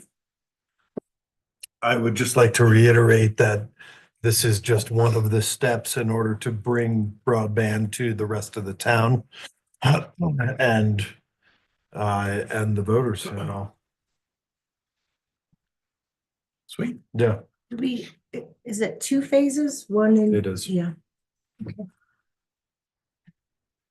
So, Mr. Mayor, I move that we approve resolution 25-20. You want me to read it? Nope. Nope. Okay, thank you. Second. Great. We have a motion to approve 25-20 for the phase one of our fiber network. And we have a second. Please call the question. Inkin. Yes. Adrian. Yes. Kitty. Yes. Goldstein. Yes. Held. Yes. And Ryan is absent and Alan is absent. Great, thank you. Thanks, Chris, for your work. We're going to move to agenda item number 3, appointment of Board of Appeals vacancy. And with that, I'm going to turn it over to Katie Kent.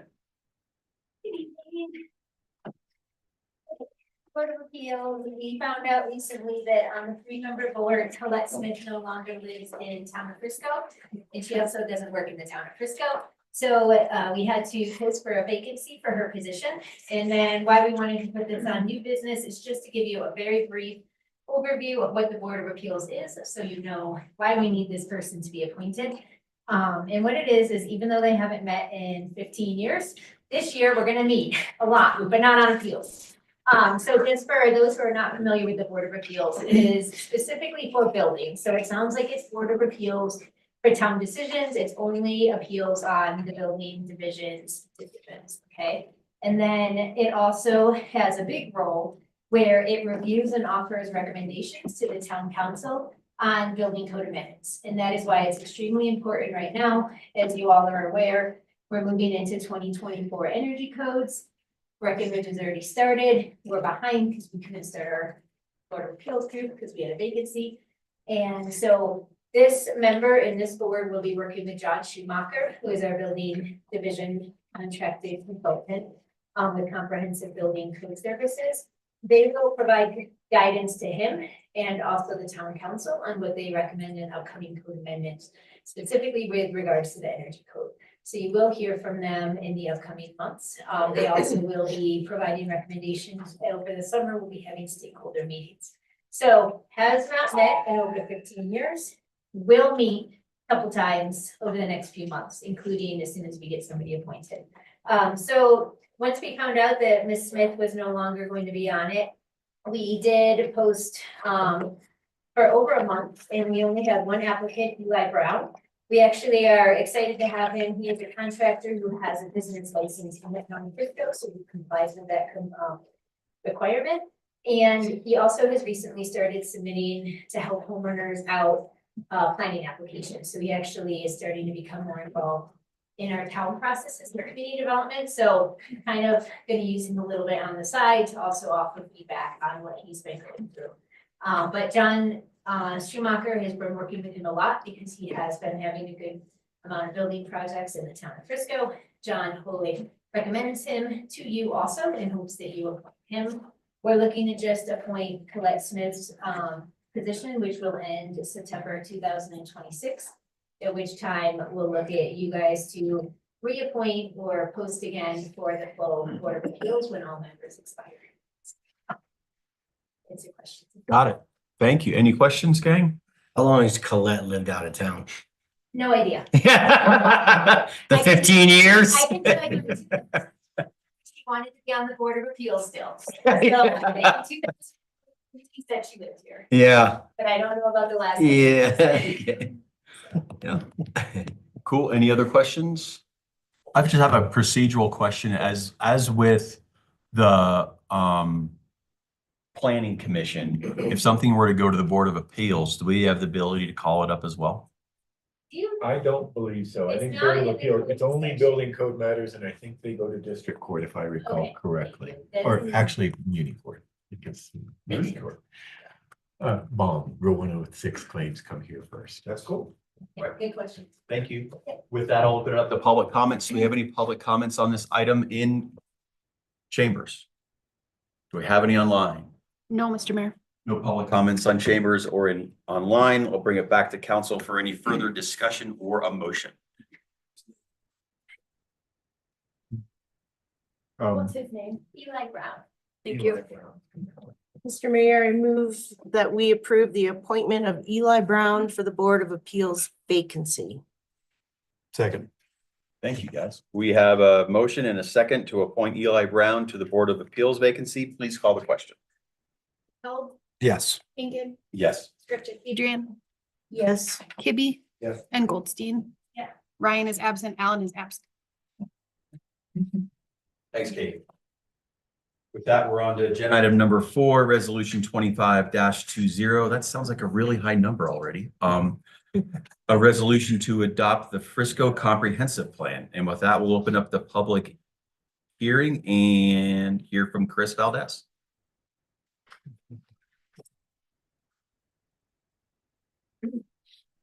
Thank you, council members. Today, I'm very excited to present resolution 2524 for the town of Frisco's comprehensive plan for 2025, which can be found in your packet. So our consultant design workshop, who is online, has truly gone above and beyond, delivering exceptional work while staying on schedule and within budget with even the curveballs that we've sent them. So to ensure this planning process really reflects our community's needs and aspirations, we've engaged extensively with the community in both English and Spanish. We hosted 11 pop-up events that attracted over 400 participants, formed a working group with 20 dedicated members, conducted focus groups with 73 participants, and received an impressive 920 survey responses. In addition, we held 3 collaborative work sessions with Planning Commission, as well as the Town Council, And throughout the process, we've really prioritized transparency at every step. I do want to note, we have not gotten a public comment since the 80% draft, so I think that's pretty impressive. So one notable update since our April 22nd work session is the inclusion of a letter from the mayor in the final 100% version of the plan. And I open it up to questions. How do you feel, Chris? So excited. I'm excited too. Maybe not the.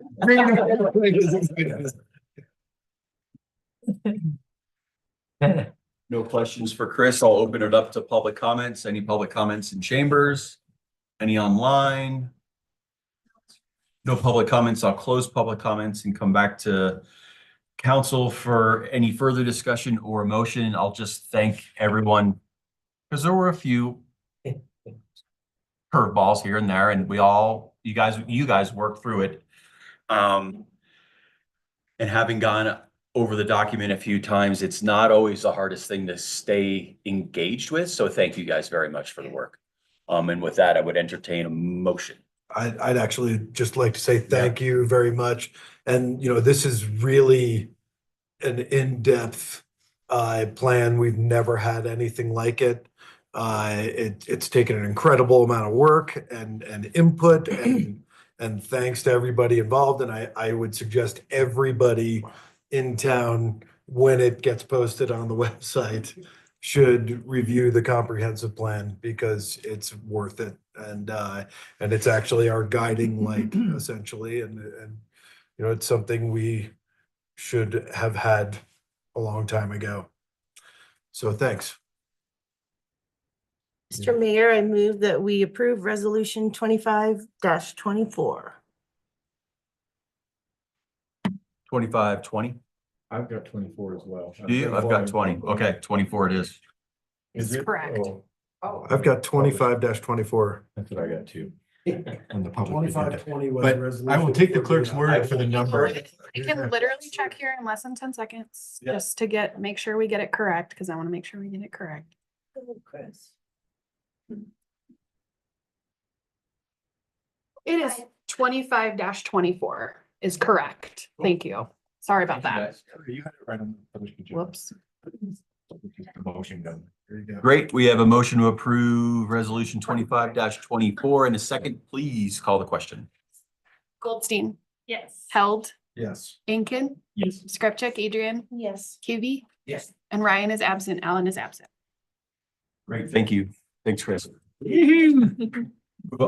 Move on to agenda item number 5, first reading of ordinance 25-08, an ordinance approving an amended and restated loan agreement and an amended and restated unconditional guarantee in connection with a town loan approved for the development of an affordable housing project at 602 Galena Street pursuant to the second amended and restated development agreement between the town of Frisco, the Frisco Community Housing Development Authority, the NHP Foundation, and the NHP Galena LLC as amended and restatement of the development agreement between the town of Frisco and the NHP Foundation dated as of May 23rd, 2023. And with that, we have that.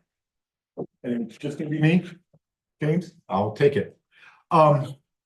First of all, my apologies for the title. There's a provision of state statute that says that that all ordinances must be read in their entirety into the record at least once before their final adoption, unless a summary of the ordinance is read into the record. And in that event, the ordinance may be read only by title. So we draft titles such that we think they will constitute a fair summary of the document to avoid the need to read it in its entirety. The title kind of says it, but if you read the multiple page or page and a half of whereas clauses in the ordinance itself, you understand that what we are doing is revising 2 documents that were previously approved by the council in connection with the development agreement for 602 Galena. The council approved that development agreement and all of its attachments at second reading at its April 8th meeting. Though that document and those attachments included, among other things, you know, it had the ground lease, but it also had the forms of the town loan document. Remember, this is the 8.1 million that you approved as council for lending to this, to the developer for purposes of the project. Thereafter, NHP desired some changes to one of those documents, which was the unconditional guarantee. You may recall that that change document was brought before you in your capacity as the housing authority on April the 22nd.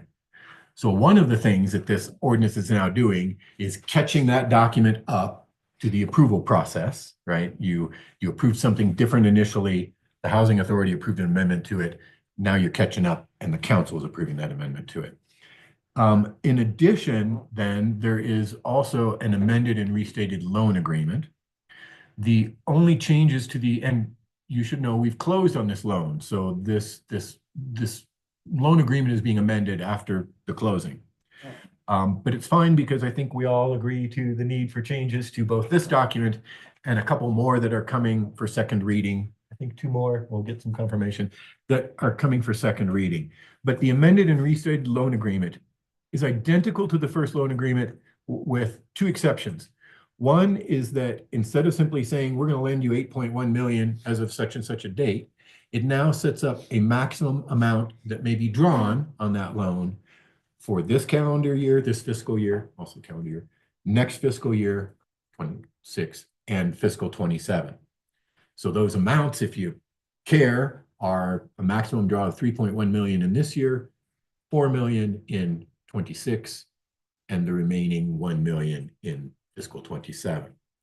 In addition, as we set that out, which is something I think the parties understood from the beginning, but as you set that out expressly, we've also added some Tabor language to make it clear that this is subject to annual appropriation because we have not voted this under Tabor, so it's a requirement. So those are the 2 documents. The one unconditional guarantee we talked about at the Housing Development Authority meeting, and it was really taking the guarantee from being one of guarantee of construction and payment of the loan to one simply being a guarantee of construction without the repayment. I've just described the changes to the limited changes to the loan agreement itself. There are 2 more documents that were previously approved on the 22nd that NHP is seeking some amendments to that I think the town will be amenable to. One of those is the collateral assignment agreement between the town and NHP's construction contractor. So you can assume very bad things have happened and there's now a default on the loan. And as a result of the default on the loan, the town is entitled to an assignment of NHP's rights under the construction contract and can step into the NHP's shoes. It's a very bad case that we're in if we're dealing with this document. We'll start there. The second is a very similar agreement, I think, that's also coming from the architect. It is a collateral assignment of the agreement with the architect because if the loan is going into default, we're taking over the construction, we're also going to need to have a contractual relationship with the architect in connection with that construction contract. Those 2 collateral assignments will come for second reading at the next council meeting. With that, I'm happy to answer any questions you might have. How do you feel about this deal, Thad? How do I feel about this deal? How do you feel? I feel fine. Sure. Okay. I mean, in what respect? You gotta help me. Are you asking? As in the loan, as the agreement, you feel we're protecting ourselves pretty good and. Yes, I think both sides want some revisions as we're describing here. Yeah. But I also don't think that they are highly substantial, right? I think they're fairly minor. I think one came up late in the game because they're coming from a third party. There wasn't a party to the collateral assignment agreements.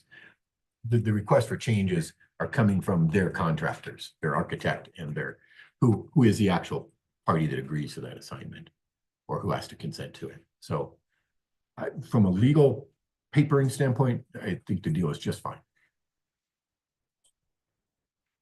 And I think it's not my business to tell you whether your deals are good, bad, fantastic, somewhere in between. Any other questions for Thad? I love it when you ask an attorney how he feels.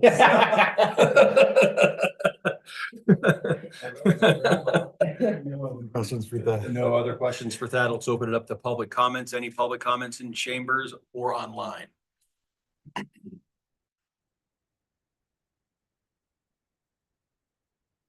No public comments on chambers or online. We'll bring it back to council for any further discussion or a motion.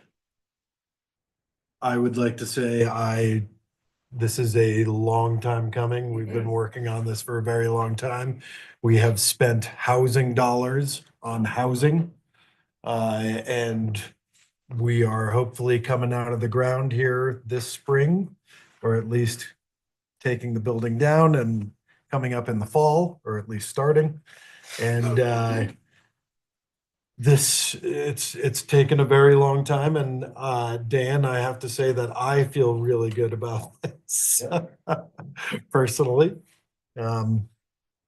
I agree with everything you're saying. Thank you. I guess with that, Mr. Mayor, I move that we approve the first reading of ordinance 25-08. Great. We have a motion. Second. And we have a second. Please call the question 25-08. Maybe Yes. Goldstein? Yes. Held? Yes. Lincoln, Yes. Skripchak, Adrian, Yes. and Ryan is absent. Alan is absent. Great. Thank you, Stacy. Thanks for coming, Lauren.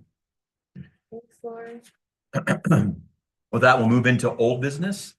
And our agenda item number 6, which is going to be second reading of ordinance 25-07 and ordinance amending Article 6 of Chapter 110 of the Code of Ordinances of the Town of Frisco concerning tobacco product, retailer licensing and sale regulations to prohibit the sale of flavored tobacco products and the sale by discounting of any tobacco products in order to safeguard the public health, particular the health of minors.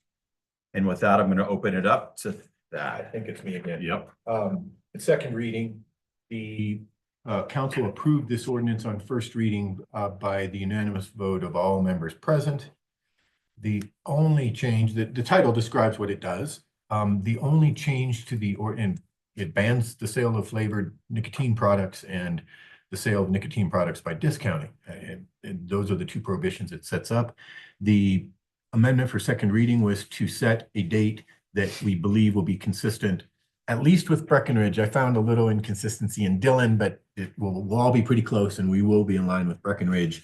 As written now, this will become effective January 1 of 26.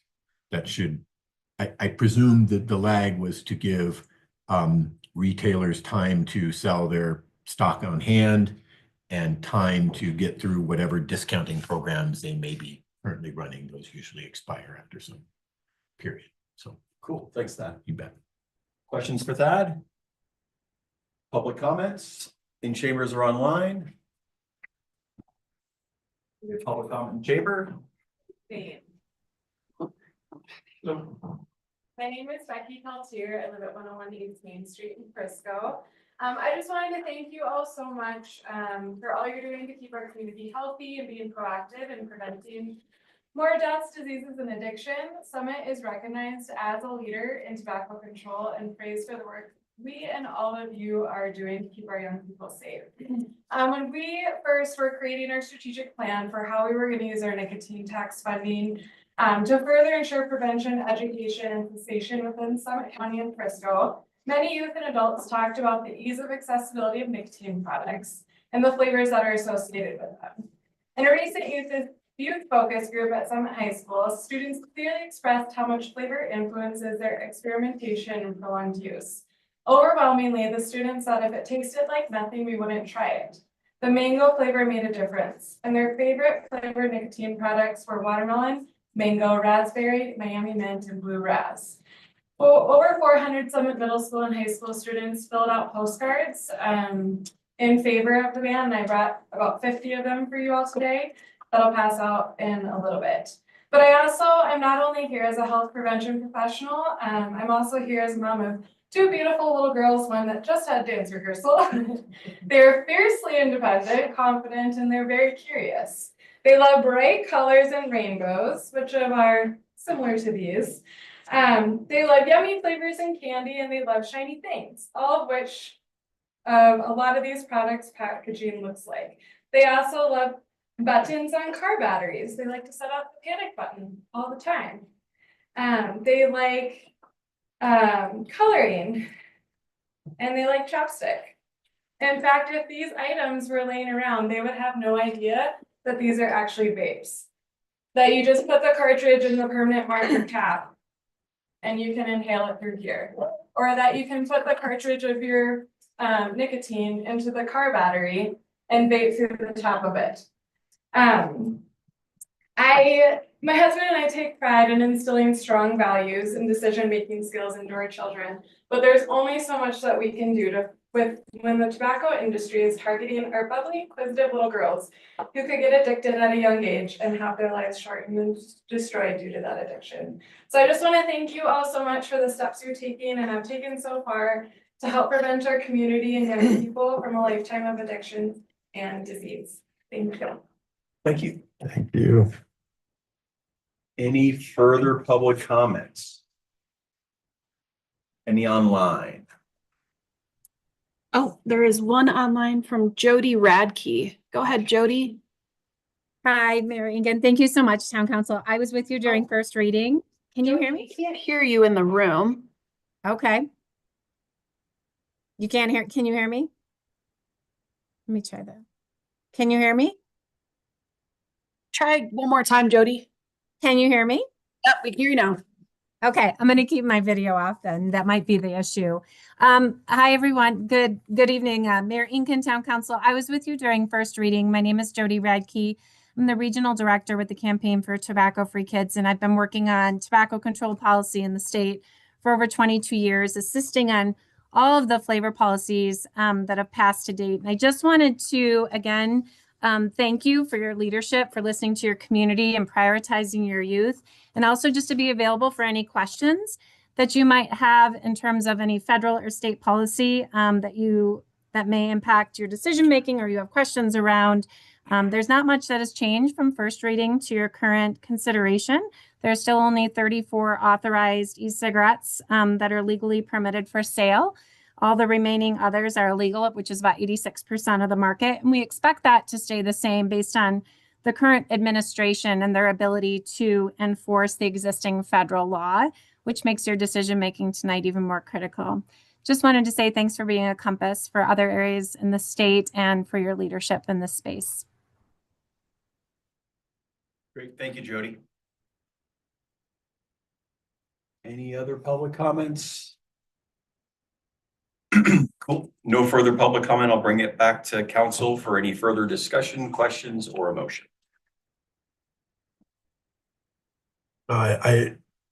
Although I disagree with this letter, I do want to recognize that we did get a letter as opposed to this ban. Great.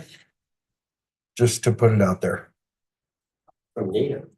From NATO. NATO is the National Association of Tobacco Outlets. It is not the same Nothing like NATO the that we treaties. might have thought.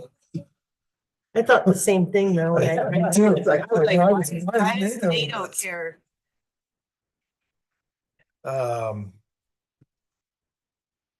Yes.